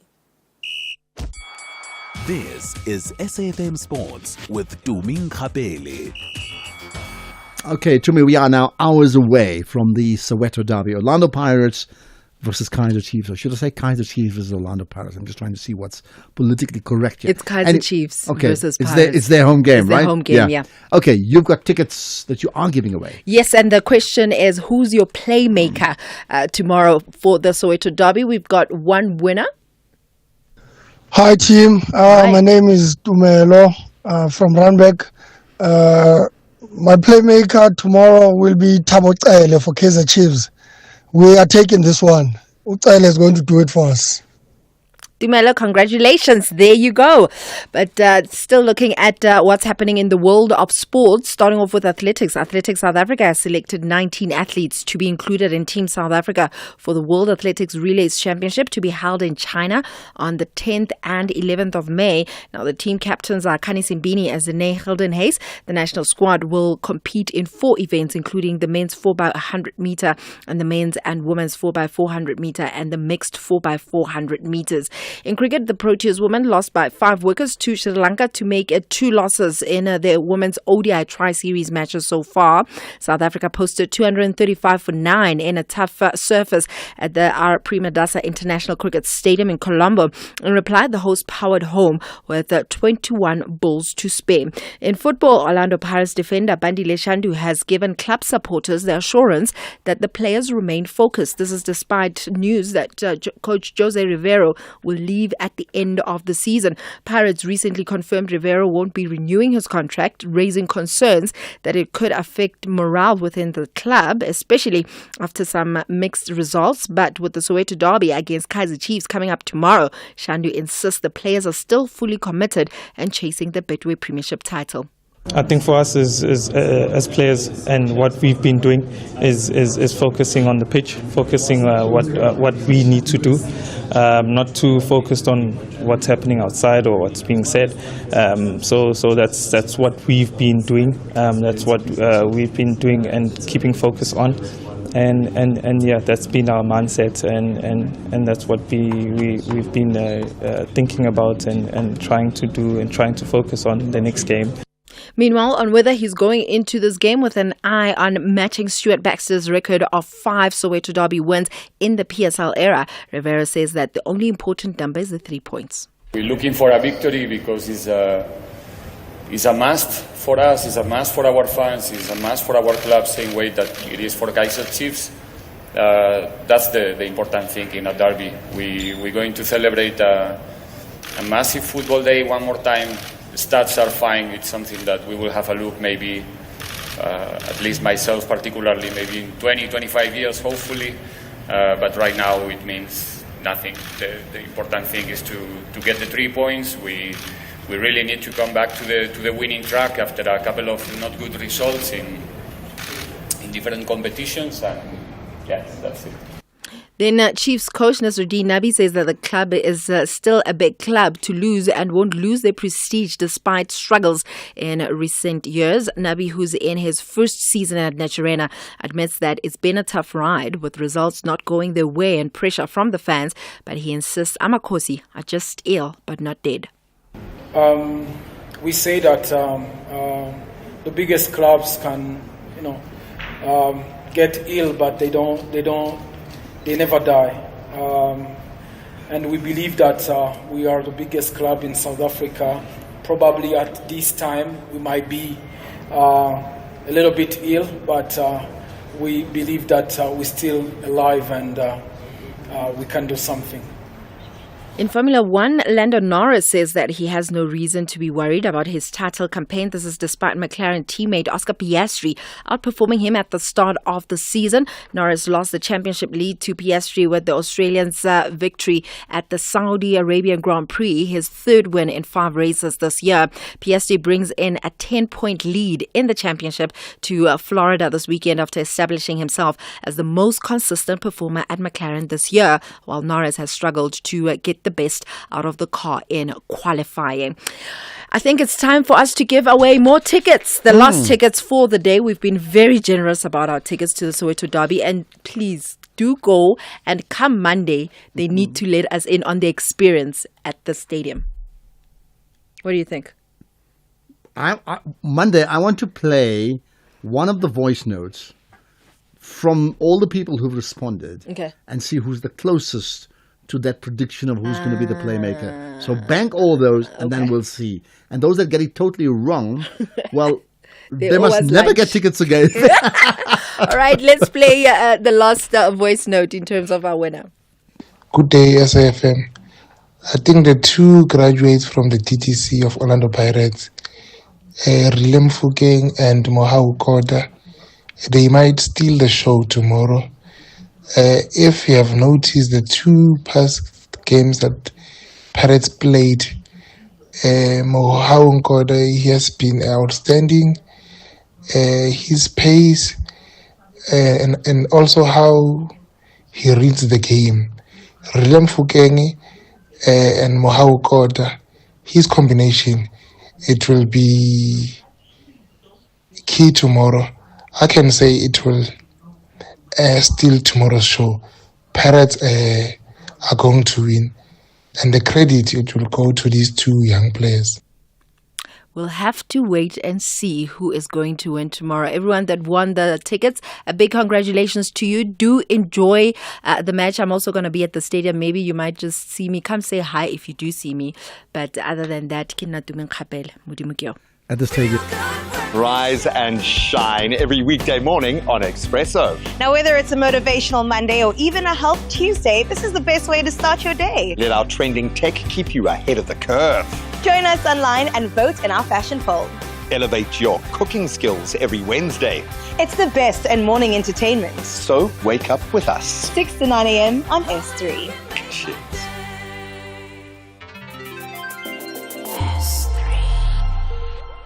We spend a lot of time looking for deals, but we don't invest the same time in our health. Your health buys you more time with the people you love. So who are you staying healthy for, and how can you improve your health? Choose Dis-Chem Life, the life cover that rewards you for living healthier with lower premiums and more cover. Visit dischemlife.co.za now. Dis-Chem Life. Choose a better partner for life. Dis-Chem Life is an authorized FSP 50594, underwritten by Guard Risk Life, a licensed life insurer, FSP 76. T's and C's apply. This Thursday on EFC, Africa's greatest meet the Warriors of Brazil on a night where 3 titles will be contested. Amanda Lino takes on Mariana Salles, Willie Van Rooyen takes on Kleberson Sousa, and in the main event, JC Lamprecht goes to war with Luis Paulo Picanso for the light heavyweight title. EFC 123 live from the World Sports Betting Arena. Watch it on SABC Sport Channel on DTT Channel 4 from 7 p.m. Brought to you by SABC Sport.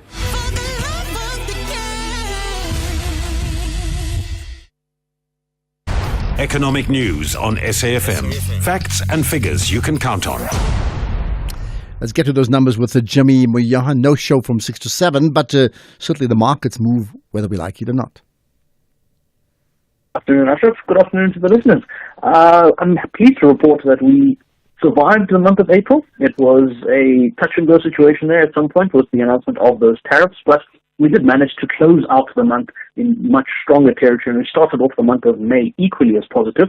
Markets were closed yesterday, of course, because it was a public holiday in South Africa, but they did have a green day today. If we look at Asian markets that would have been trading first, they were almost entirely all in the green, with the Hang Seng the biggest gain, about 1.7% up there. European markets were also in the green. The DAX up 2.5%, leading the charge there, while the FTSE up 1.3% and the CAC 40 in France up 2.37%. If we look at the US markets at the moment, they're currently in the green to the tune of 1.5% or so in the case of the Nasdaq and about 1.3% in the case of the S&P. Our own local markets had a good day as well, with the industrial sector leading the charge, about 1.9, almost 2% in the green. Financials up 1%, but resources down about 2.3%. As a result, the all-share was up 0.8%. The top 40 up 0.6%. The rand much stronger against the US dollar than where it was last month. We're back at 18 rand and 42 cents against the US dollar, 24 rand 49 against the British pound, and 20 rand and 89 cents against the euro. One Australian dollar is trading at around 11 rand and 87 cents at the moment. Quick look at commodities before we go. Platinum and palladium pricing still below $1,000 a barrel in each case. An ounce in each case, rather. Platinum $9.64, palladium $9.50. In terms of barrels, that is the price of Brent crude. That is at $61.32 a barrel. Interestingly enough, if we break below the $60 a barrel level and we head towards $50 a barrel, we would have would be going back to levels we haven't seen on the Brent crude price since March of 2021. So it'll be interesting to keep an eye out for that going into next week. Gold price at the moment, $3,235 a fine ounce. We were above 3,300 earlier in the week, but still strong gold price at the moment, and likely to see that continue going into next week. We've got a couple of data points that will start coming through next week as well, the likes of jobs numbers and inflation data as well, but we'll keep an eye out for those data points going into next week. We know we've got an interest rate decision from South Africa's MPC this month, but more than that as well, I think we will have a lot of volatility in the case of South African markets when we do get that third budget speech later in the month on the 21st of May. So we're kicking off May in positive territory. We're looking forward to seeing what the rest of the month brings, and we close out the week in good space, and we'll come back next week and see what the markets hold. Okay, perfect. You have a great weekend, and Monday is like the first proper week ahead in a long, long time. So we will certainly talk about it then, Jimmy. You have a fab weekend, right? But it does mean what a way to get to the weekend ending. I've got Brand Pretorius with me. He's the man in the driving seat. That's the name of his book that he's written over 10, 12, 13 years ago. There's a new book coming out as well, and we'll chat about that too. But there's some comments from you, and I'll pick up right after this. You are listening to the National Pulse with Ashraf Garda. I tell you what, if you wish to comment, one quick voice note, one text message, one call, do so now. And the number to call in, well, WhatsApp 0614-104-107. To call in 086 000 2032. Otherwise, you can tweet it out as well. Many people doing that.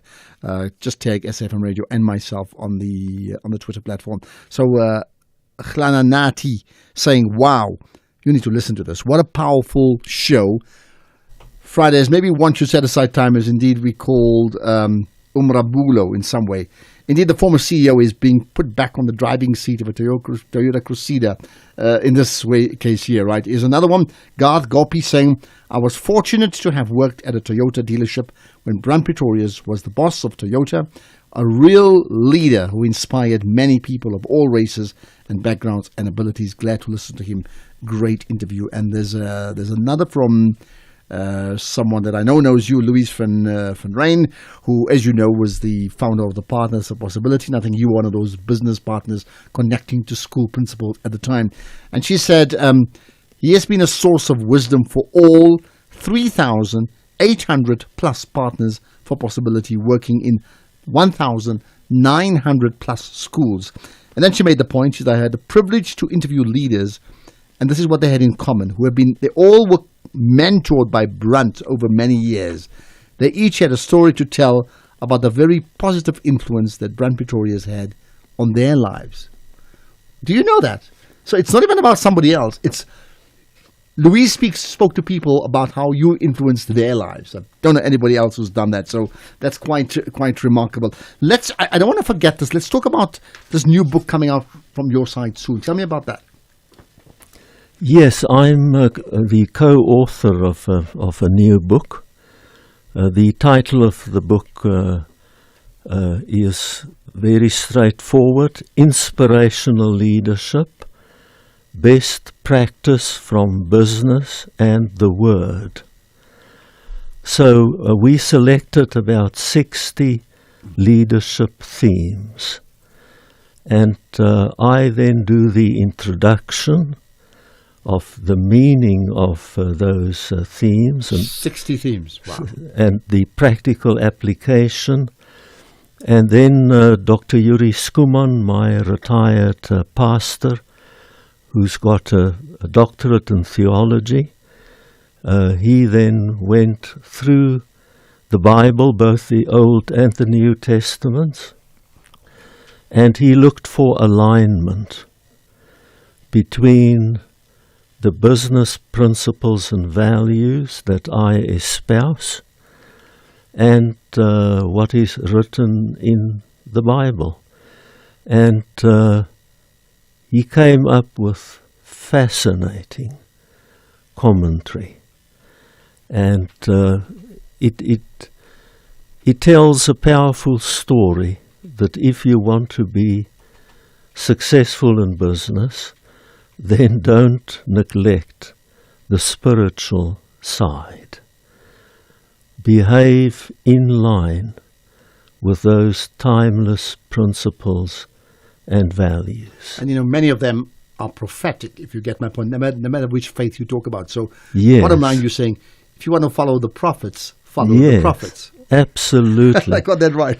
Yeah, we are not trying to put it in inverted commas to market Christianity, but we are saying that there is a very definite place for spirituality in whatever you do, also in particular in the tough world of business.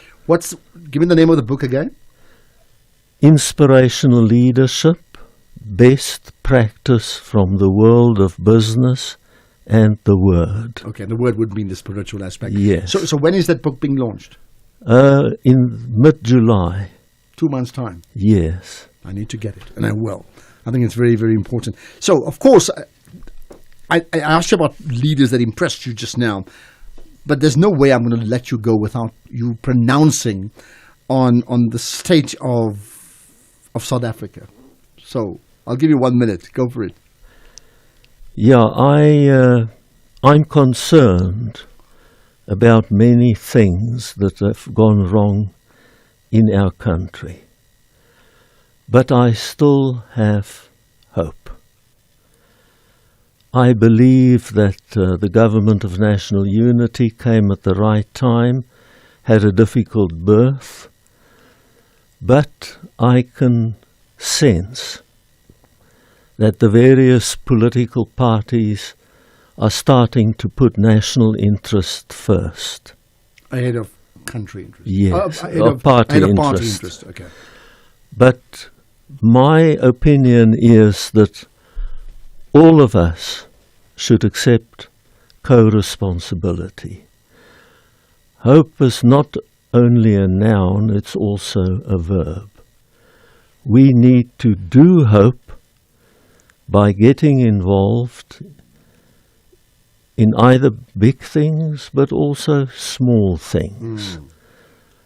The accumulation of doing small things right can change the whole mood, the whole atmosphere in our country, and there's so much richness in our diversity, and we should celebrate it. And then adhere to some basic rules. Not rules, but feelings. So you spoke about hope at being a noun and a verb. I'll also say champion is a noun and a verb, right? A champion is in best in class, and I'd love to have a champion nation that we live in. But what do you, is there one thing profound that you champion? And you've got 30 seconds to answer that. Yeah, I believe our children are our future. So the program that I've been involved with, Rally to Read, since 1998, it aims to improve the language, literacy and communication skills of learners in rural areas where the needs are almost overwhelming. Okay. Maybe I'll have a chance to ask you about global politics, if we can, right after this. Join us Tuesday on Afternoon Express as Mihlali Ndamase reveals tips and tricks she used to become a makeup and beauty legend. Tando Tabete shows us with hard work and dedication, anyone can reach their dreams. Social media star and sneakerhead Kim Jade shares a day in her life. Interior designers Silvio Rick and Leslie Carsten give us a tour of their stunning home. That's Tuesday at 6 p.m. with repeats on Sundays at 8:30 a.m. only on S3.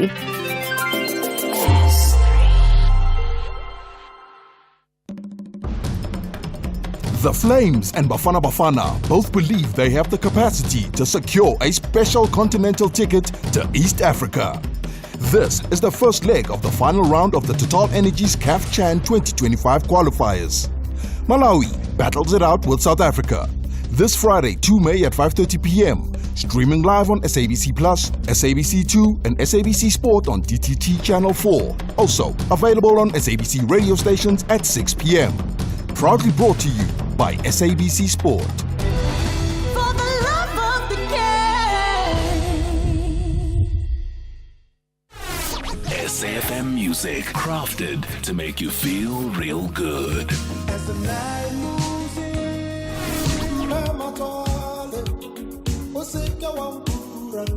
Handpicked just for your pleasure.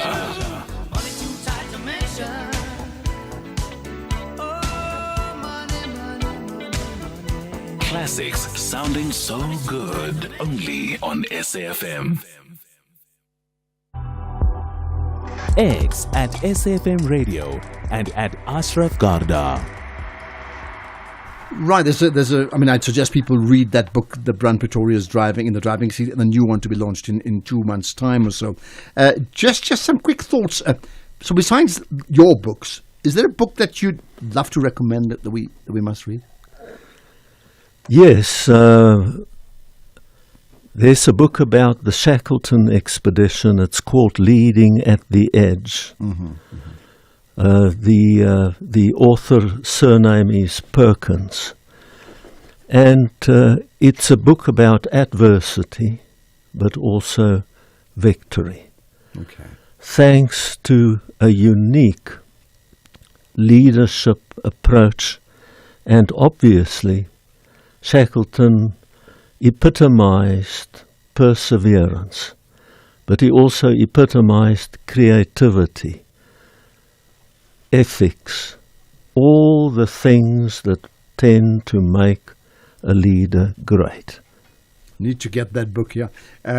What about, I often use this opportunity to get you to give a shout out to a young person. Now, we spoke about older people, like you mentioned, some Shabalala, so I get that. But is there a young South African that impresses you enough for us to share that name with the whole country? Yes, I have had the privilege of mentoring a young, high-potential person with the name of Musa Sambu. Musa Sambu. Okay. And I believe that he has the moral fiber, he has the drive, he has the entrepreneurial ability to do extremely well. Okay. And now I'm going to expect the whole country to Google Musa Sambu. Well, there you are. I'll leave it to them to find out exactly what he really does, right? What about if you had 4 people around you, considering the problems not just in South Africa but in the world, and you could choose 4 people to sit around you just to brainstorm for solutions, who would that be? Just quick thoughts that come to mind. Yeah, I mean, we need the world's best strategist, a person who can envision the future and assist us to position South Africa Incorporated correctly. We need quality human capital. So where is a person who can assist us to elect, because we have a democracy, the most capable people who can address poor service, poverty, inequality, We need a political leader who can inspire us, who can put in front of us a unifying vision, a vision that we will all strive to attain. And then we need people who get the job done, because that is the cutting edge. We've got lovely plans, thick documents, but the skill of execution is where we fall short. Wow. I tell you what, and maybe wisely, you haven't given names. It's you've set the criteria, and that's maybe for all of us to now look at what is the criteria. I suppose that you could apply that to the country, but perhaps you could apply that even to your own business model and say, can you then adapt that to you? So that's very important. What on reflection, what has always been your life purpose? It evolved. When I was in grade 2, my teacher told my mother that I'm a sunshine child. Mm-hmm. And I tried to live up to that label. But, as I said, it evolved under the umbrella of what my parents taught me: always do your best. And be willing to accept responsibility. So during the first part of my career, I did my absolute best. And then when I became a manager or a leader, I said, people respond better to love than to fear. So I tried to expose the tyranny of the boss. And instead, I cared to the best of my ability about my people. Yeah. Wow. I did my best to unleash their potential. I put my trust in them. And to sort of conclude, despite difficult circumstances, I tried to be the light switch every morning. That's such a good analogy, to be the light switch, switching on, as opposed to switching off, right? Very, very powerful. So what legacy would you like to leave then? Yeah, I want to be the best husband possible for my wife Tilly, who made enormous sacrifices to make my career possible. I want to be the best example to my 3 sons, my daughters-in-law, and my 7 grandchildren. I want to live by the belief that kindness changes everything.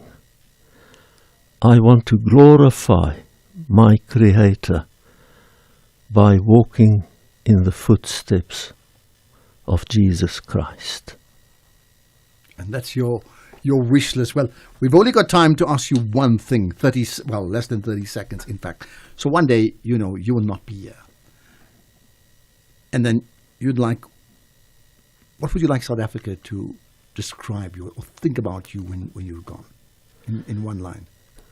As a person who cared very deeply, who respected all people, and who did his level best to create a better future for all South Africans. Well, I'll tell you what, I would like to think that you've been a person in the driving seat, but then also ensured that you got others in the driving seat as well. And I think that would be the essence of the type of leadership you've got. So it's been wonderful to connect with you again after a long, long time. And perhaps my last question to you, which I don't know if you can answer, when do we get you back on air again? Leave it alone. Hopefully sooner rather than later. Privileged to talk to you, Ram Pretorius. We'll have a podcast up of that conversation, just now. And there's also visuals of our chat on YouTube and live streaming on SAFM. And there's some other visuals on the Twitter feed. Check it out as well. Much appreciate your time. We'll do it again sometime soon. Would love that. It's time for the news. Here's Greg Gross.